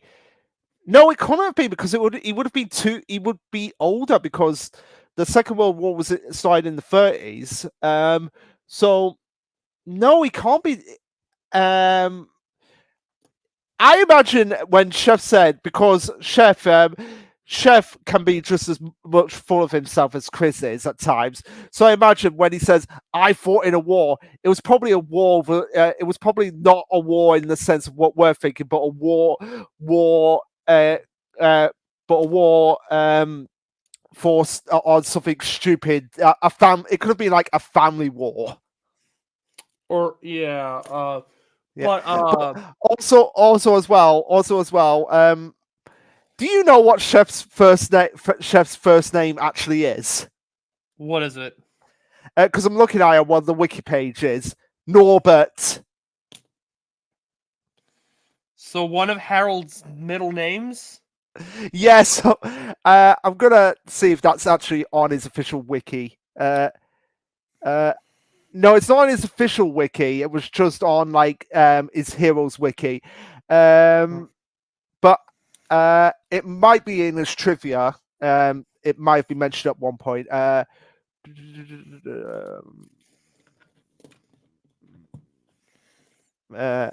Miscellaneous. Here we go. During basic training, when the campers are, because this is about the war, Chef claims to have been in a war, although he mentions going through a jungle associated with the Vietnam War.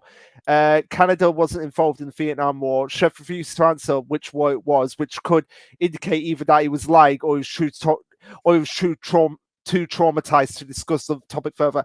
I imagine he was just lying. He was just lying about that. Fair enough. But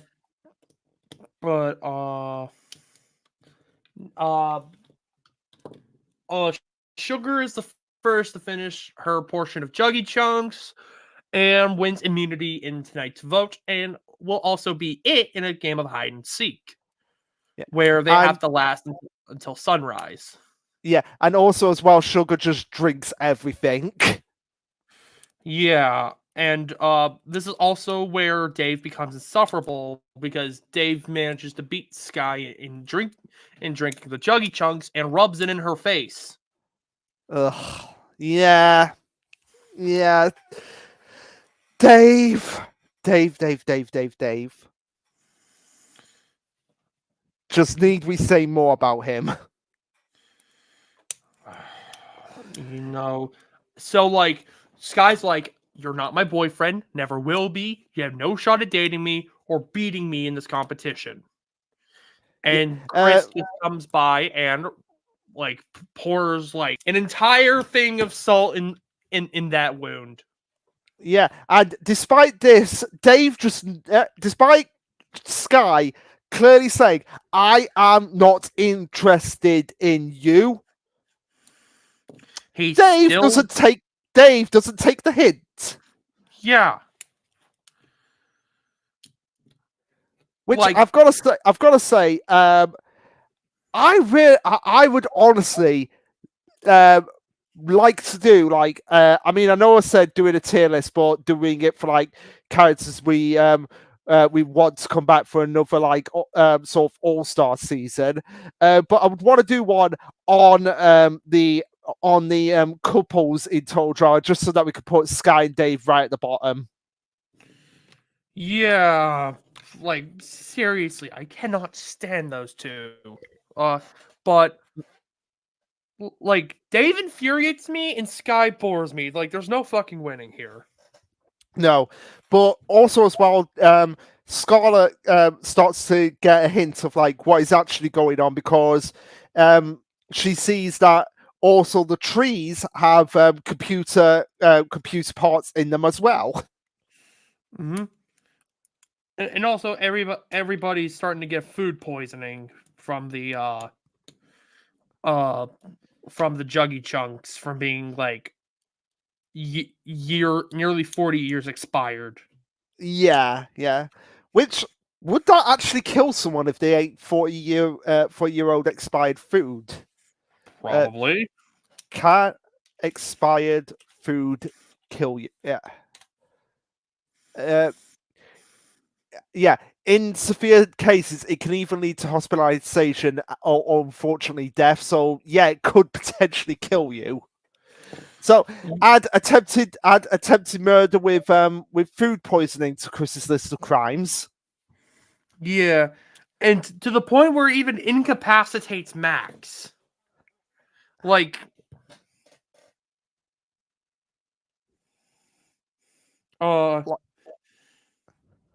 which like, holy shit, like, that really is all that needs to be said about it.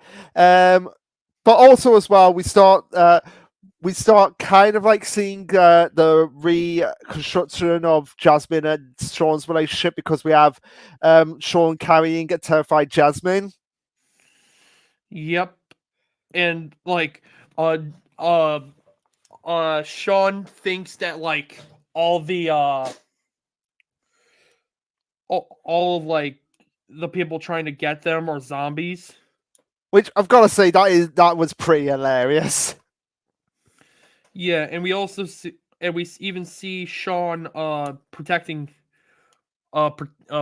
Jasmine instead of like him leaving her, in quotations.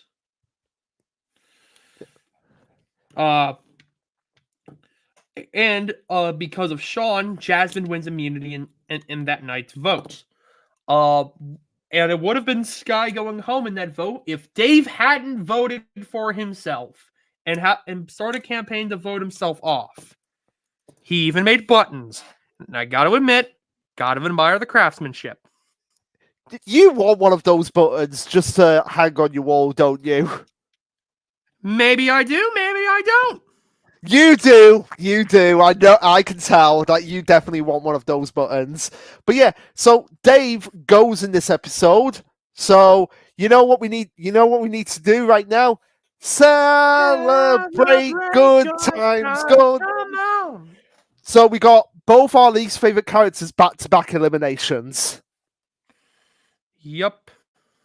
Right, which leads us into episode 10.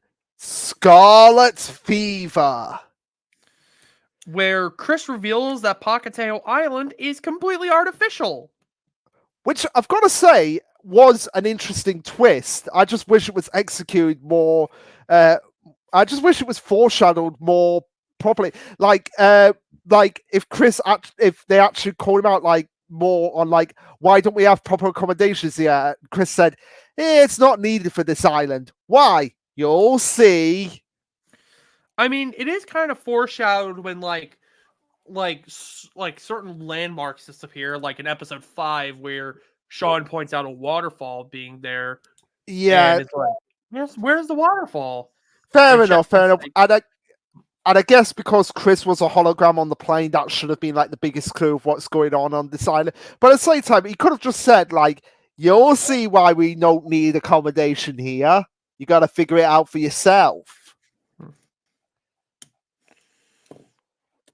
But yeah, so in this episode, I said that Chris was at his worst in the baby challenge, but again, he's probably at his most diabolical here because it turns out that at this point, Scarlet eventually snaps and becomes evil Scarlet, and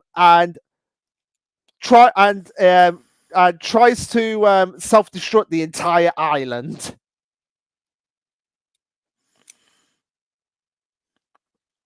Well, the island was already beginning its self-destruct sequence because Max vomited on that tree. Yeah, but she basically is just like the one who pushes it forward, unless she and she's basically using this as blackmail for Chris. Like, if you don't give me the $1 million, everyone dies. And Chris is just like, yeah, I don't care. I've got a helicopter. So basically, leaving every one of the contestants to die on this island. Yep. Yeah. Yep. So yeah, and also as well, you know how we said that Sean was being a hypocrite for it because of the irrational fear with Jasmine? We have hypocritical Chris here because he's like, have respect for nature. What did you do in Revenge of the Island, Chris? Yeah. And it also turns out that a lot of the that the animals are all robots, which also begs the question: how was Ella able to like swoon over the animals if they're robots? I guess Chris programmed it in that they like Disney movies. Yes. But again, this helps explain. Actually, it was funny that I was saying how does the organs of that monkey. Actually, that begs a bigger question. Why didn't Sugar, when she put her hand in that monkey, not go? There's wiring in this monkey. What the hell? Yeah. Good. Yeah. Good question. Maybe because she was focused on finding the coin. Yeah, I guess so. But also, as well, in this episode, we have an army of Chris robots. What was the purpose of them? The purpose in universe is that they were supposed to act as their promo bots. So he'd like send a promo bot out to each mall to promote the season. Which, oh my god, it would have been it would have been so crazy if it turns out that Chris hosting this. this season was always a robot. Yeah. But might explain that what's happening with Chris is a robot. He was taken out of his prison cell and turned into a robot. That's why he has no emotion anymore. But also as well, we have the Chris bots being beaten up, which is not as satisfying as it being the real Chris, because the real Chris isn't in pain. But honestly, I'll take it. It's good to see Sean kicking ass. Yeah, even though it should be with the real Chris. If Sean kicks Chris' head so hard it came off, I'd be like, oh my god, I would play that on repeat so much. But yeah, I feel like the second half of this episode just really takes over what the challenge actually was meant to be. Yeah. So they managed to trick Scarlet of the remaining 5 contestants who haven't lost their sanity. Trick Scarlet with one of the destroyed Chris bots. It managed to stop the self-destruction sequence. Although, what also happened is that Pahkitew Island has now become Punk Hazard. Yes, I love that. I love that reference. Also, I do like the aesthetic of Pahkitew Island, like, because I've not talked about that yet. Like how the exterior is like a giant fish. It does look like a giant fish. Yeah. I don't know what kind of fish. Pahkitew Island. Total drama. Like what fish does it look like? Yeah, here we go. Although it might be a whale, it could be more like a whale.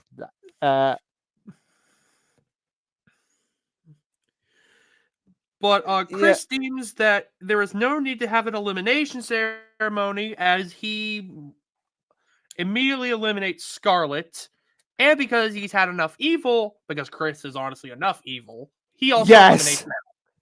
Which I don't blame him. And honestly, these two really should have just been the main antagonists for this season.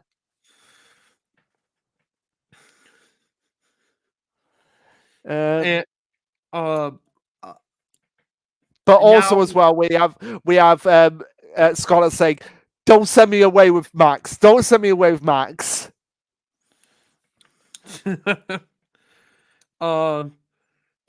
But anyways, we now have our final 4 going into episode 11. I forget the name of this episode too.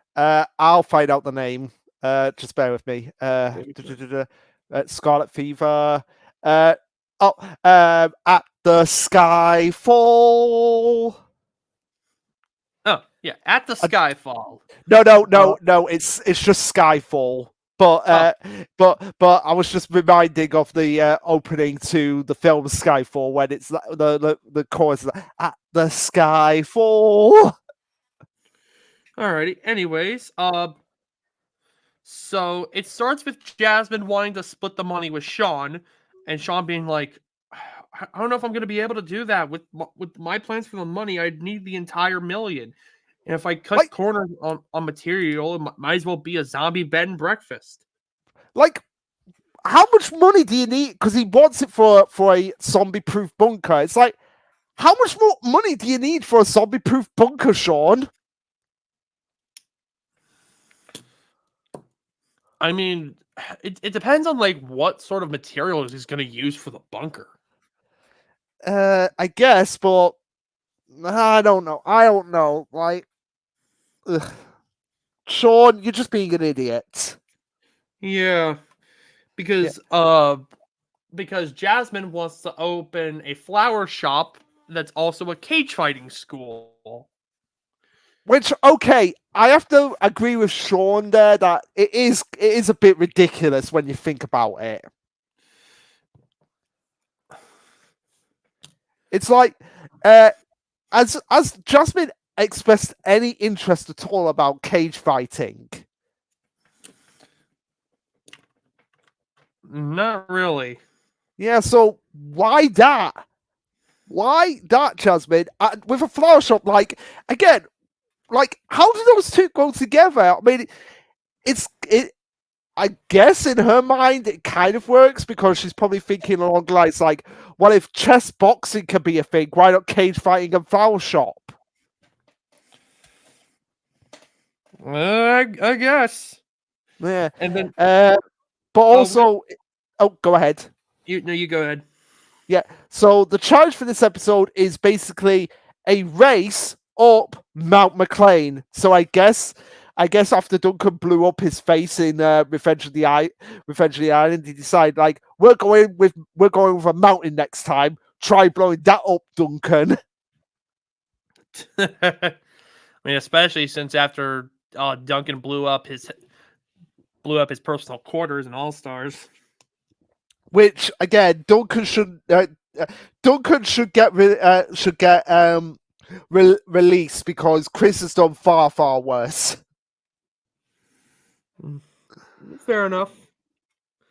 But we see Sky and Sugar forming an alliance so they can make it to the final two. But Sugar's basically just gonna idea is just basically playing dirty.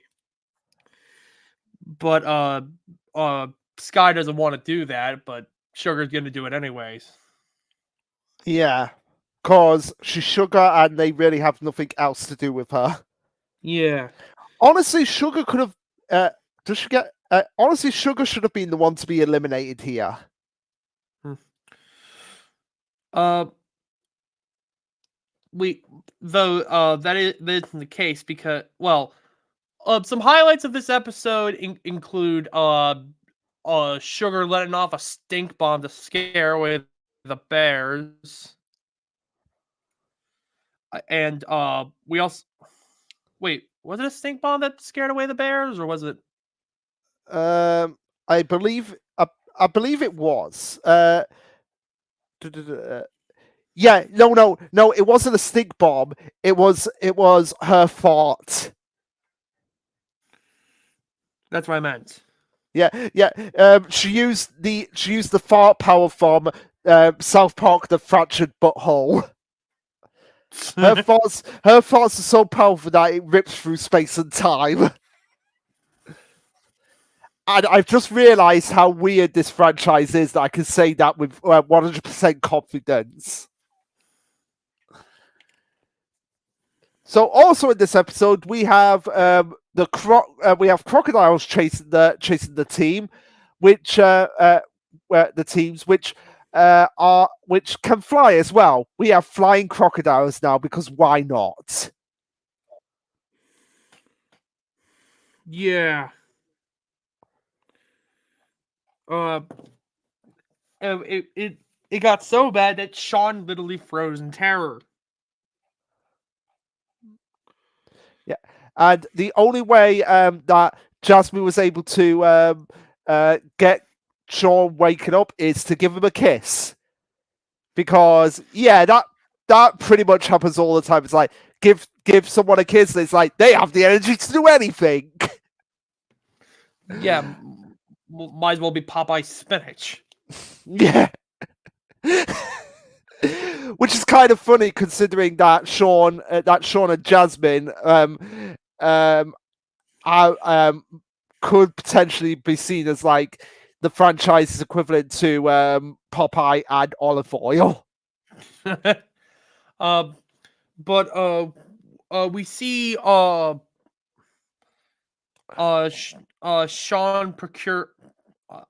complete the challenge by procuring a flag at the top of Mount McLean, and he procures a spot in the final three. We see Sky also make it because she hitched a ride on the flying Robo Crocs, and Sugar basically sabotaged Jasmine by landing by pushing a tree on top of her, which allowed her to beat Jasmine to the top with ease. Yep. So Jasmine gets eliminated here. which it should have honestly been Sugar being the one eliminated.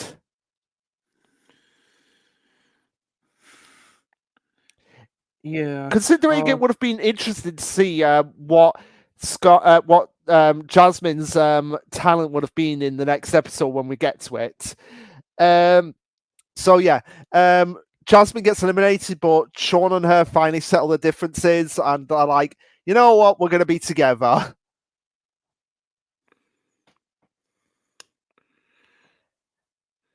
Yeah. So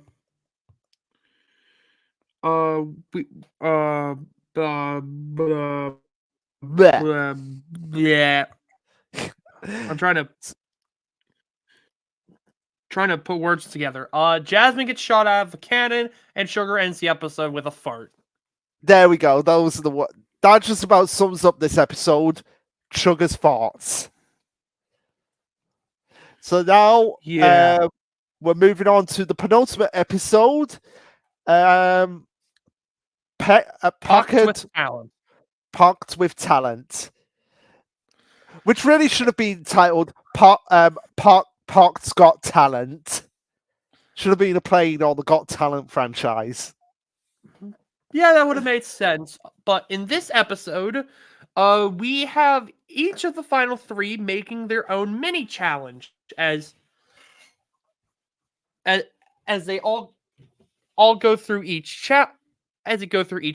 First place gets 3 points, second place gets 2, third place gets 1, and the highest ranking gets to go to the finale. Yeah. Now, honestly, if this was done in Ireland, you could just imagine what Owen's challenge would have been. It would have involved them. It would have involved eating in some way. Yeah. We see Sky's challenge being a hurdle race with a crisp spin on it with turtle hurdles as Sean gets hit in the groin with one of them. Ouch. With Sky winning her challenge, Sean coming in second, and Sugar coming in third because she didn't so much jump the hurdles as she did collect them. Yeah. Although it probably would have been.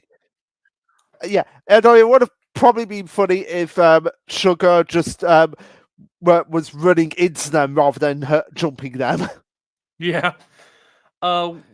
Anyways, for Sean's challenge, it's a simple race that they have to perform without touching the ground. So they have to go from tree to tree to get from one side from one side to the other. We see Sugar come in first place because she continues to climb up a tree to see if there's a bus stop or something that can take her to the finish. Which it doesn't. No, but she does get flung all the way to the finish line. With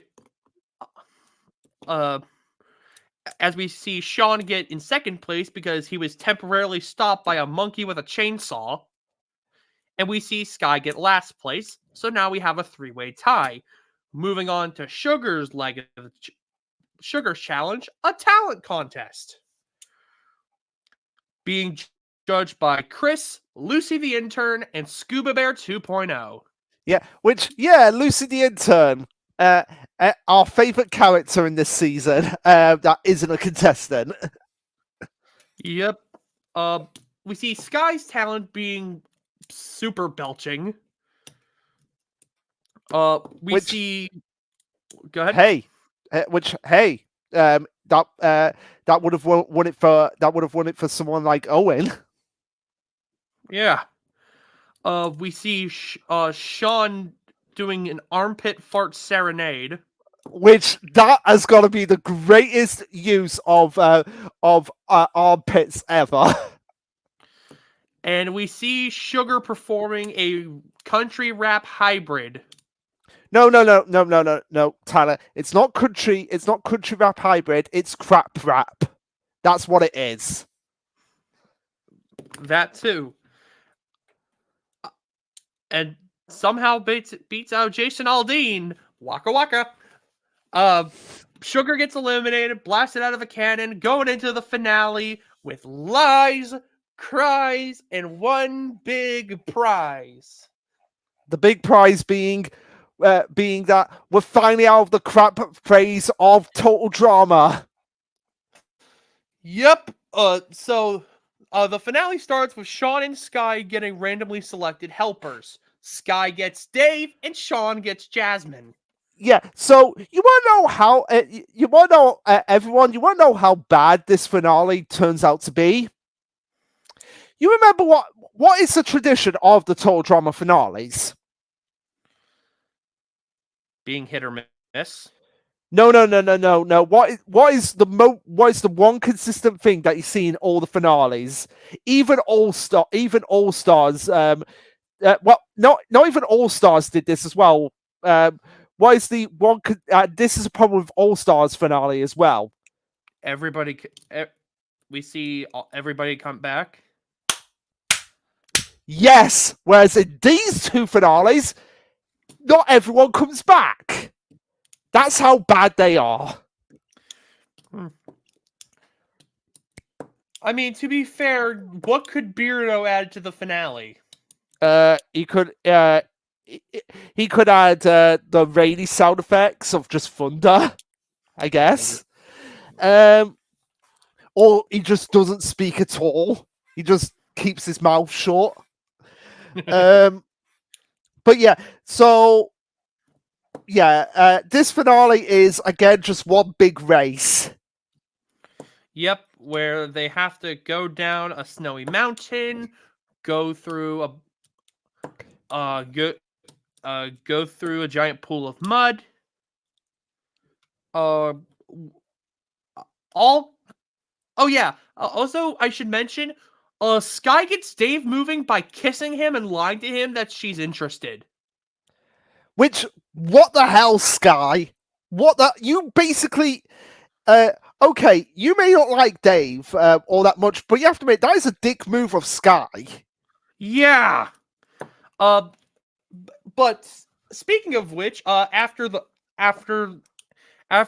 getting through the mud, Chris shows some confessionals of Sean, expressing how he's not too excited to work with Jasmine. Yeah, yeah. But also as well, the thing that really gets Jasmine here is the fact that Sean doesn't believe in her idea. But again, like I said, Jasmine, I may love you, but your idea for what you want to do with the million is it is stupid. It is like you don't explain. Like I would want to sit down with Jasmine and be like, okay, how are you going to make this work? I mean, Sean could have worded it better, but at the same time, like, how is she going to make cage fighting at a flower shop work? Maybe it's like a flower shop during the day and a cage fighting school at night.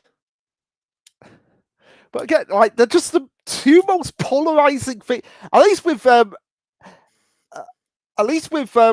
chess boxing, there's kind of theme going, like it's brains versus brawn kind of thing.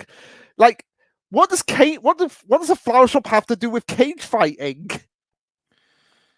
We also see Sky's audition tape, which is the first time we ever see an audition tape in an episode.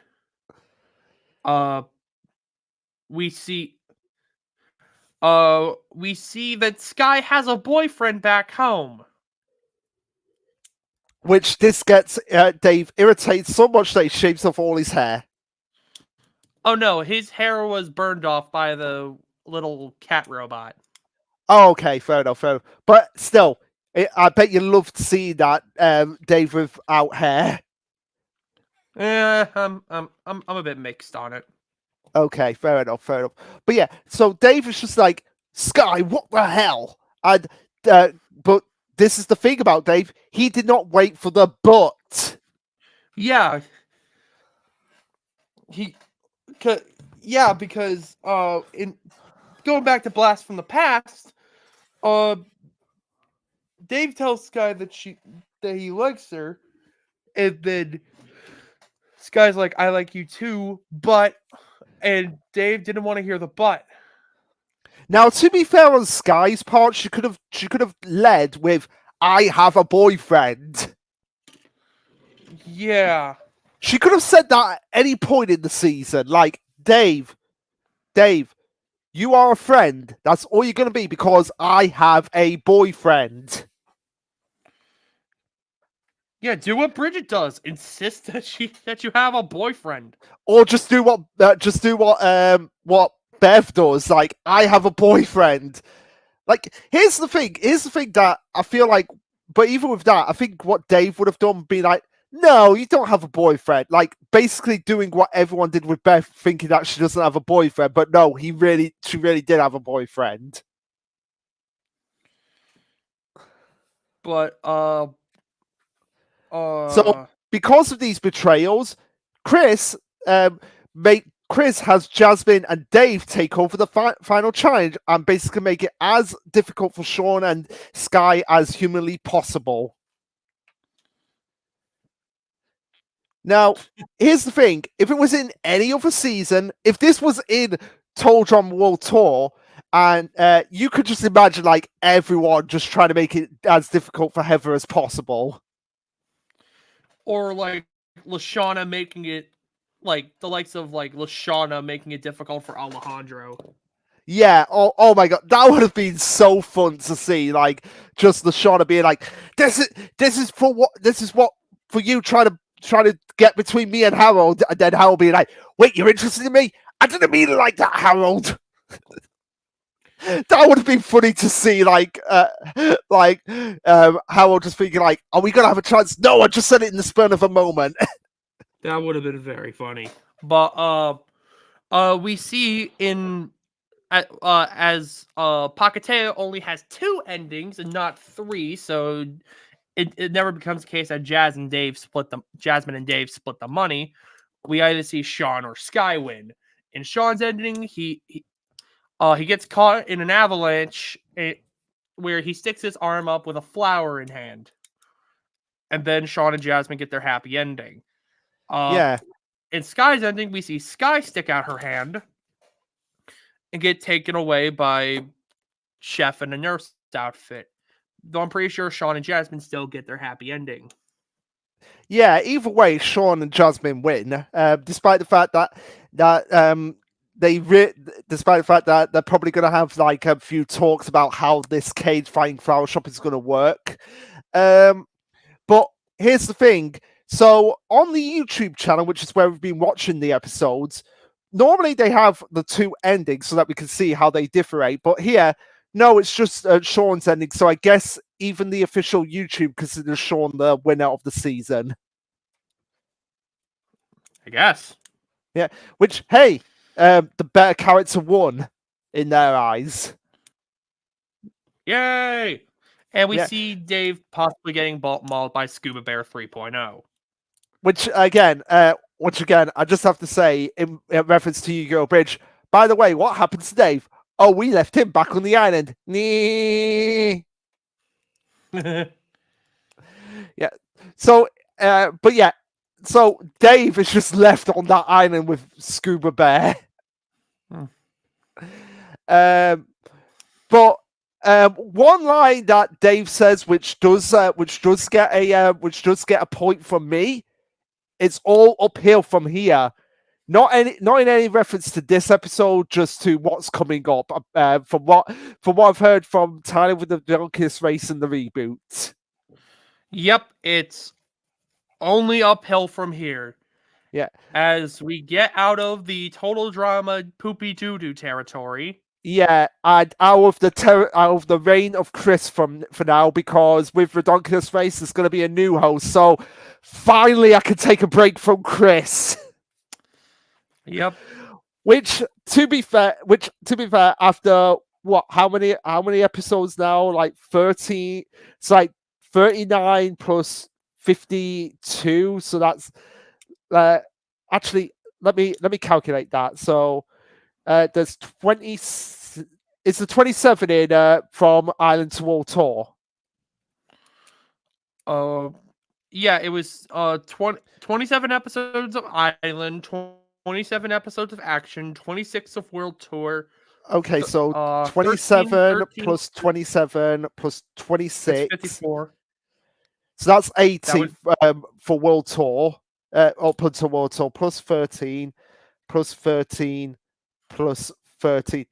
So after 119 episodes of Chris, it's about time we take a break from him. yeah. Yeah. So yeah, that was Pahkitew Island, and yeah, like Tyler said, better than All Stars, but not by a lot. Like, Yeah. honestly, the only redeeming factors of this season are not Scarlett, Sean, Jasmine, and to a slighter extent, Max. Because, like I said, Max really should have been like just the comedic relief villain for this season. I concur with that. Yeah, but Honestly, like it this entire season was just it felt like they were just kind of going as like writing as they went. yeah, it really did. It really did show because it. I feel like after, uh, I feel like after Revenge, they really did not. I mean, they. I feel like they still wanted to do All Stars. I don't know whether this was like an executive decision or like just the writers running out of ideas to uh, fill with this. So maybe that was why All Stars was 13 episodes. Hmm. But yeah, I feel like they had the idea for All Stars, but and they only had it for like 13 episodes, but then they were told to like we've got to do 13 more.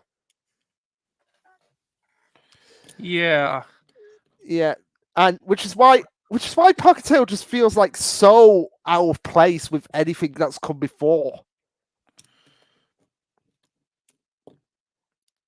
And I don't know how cameos from other characters. I mean, I could see potentially Alejandro being like a being like who actually, you know what would have been a big twist of this season is if it was the island. Chris thinks he has everything under control, but then he starts realizing that things are going haywire, and it turns out that it's all the major villains from the previous seasons all banding together to give Chris as hard a time as possible. Hmm. So, like in that control room, you have Heather, you have Courtney, you have Alejandro, you have Scott, and you have Scott. You don't have Mel because not Mel, Mal, because we don't include. But yeah, you just have those four villains. So like Heather, Courtney, Alejandro, and Scott. After everything that they went through in their seasons, they've just come together and be like, you know what?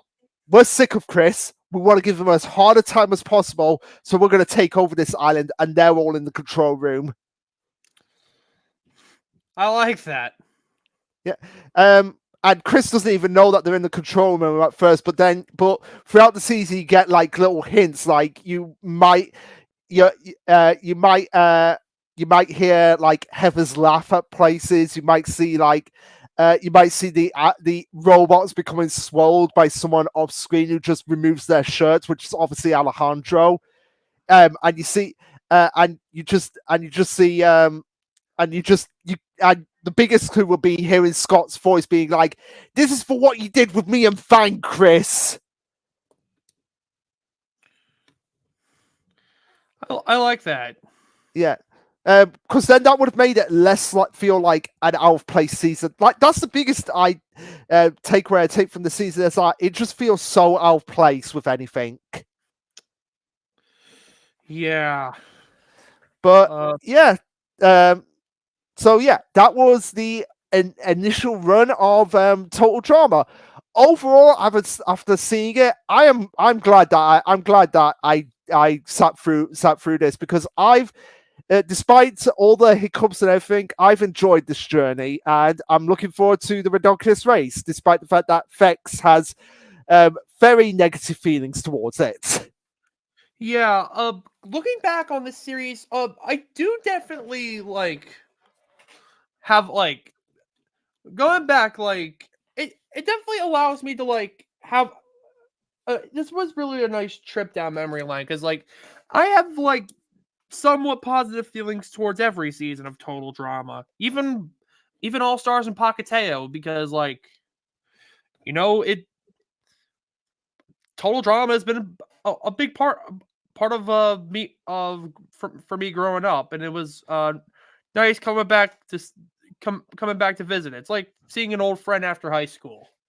Yeah, and Even if All Stars and Pahkitew were just yeah, and it'll be interesting interesting to see that when we if we decide to do some franchises from where I'm from, like how it will feel from my end with that sentiment. yeah. Yeah, but until we get through the Redonkulous race, peace for now. Peace for now.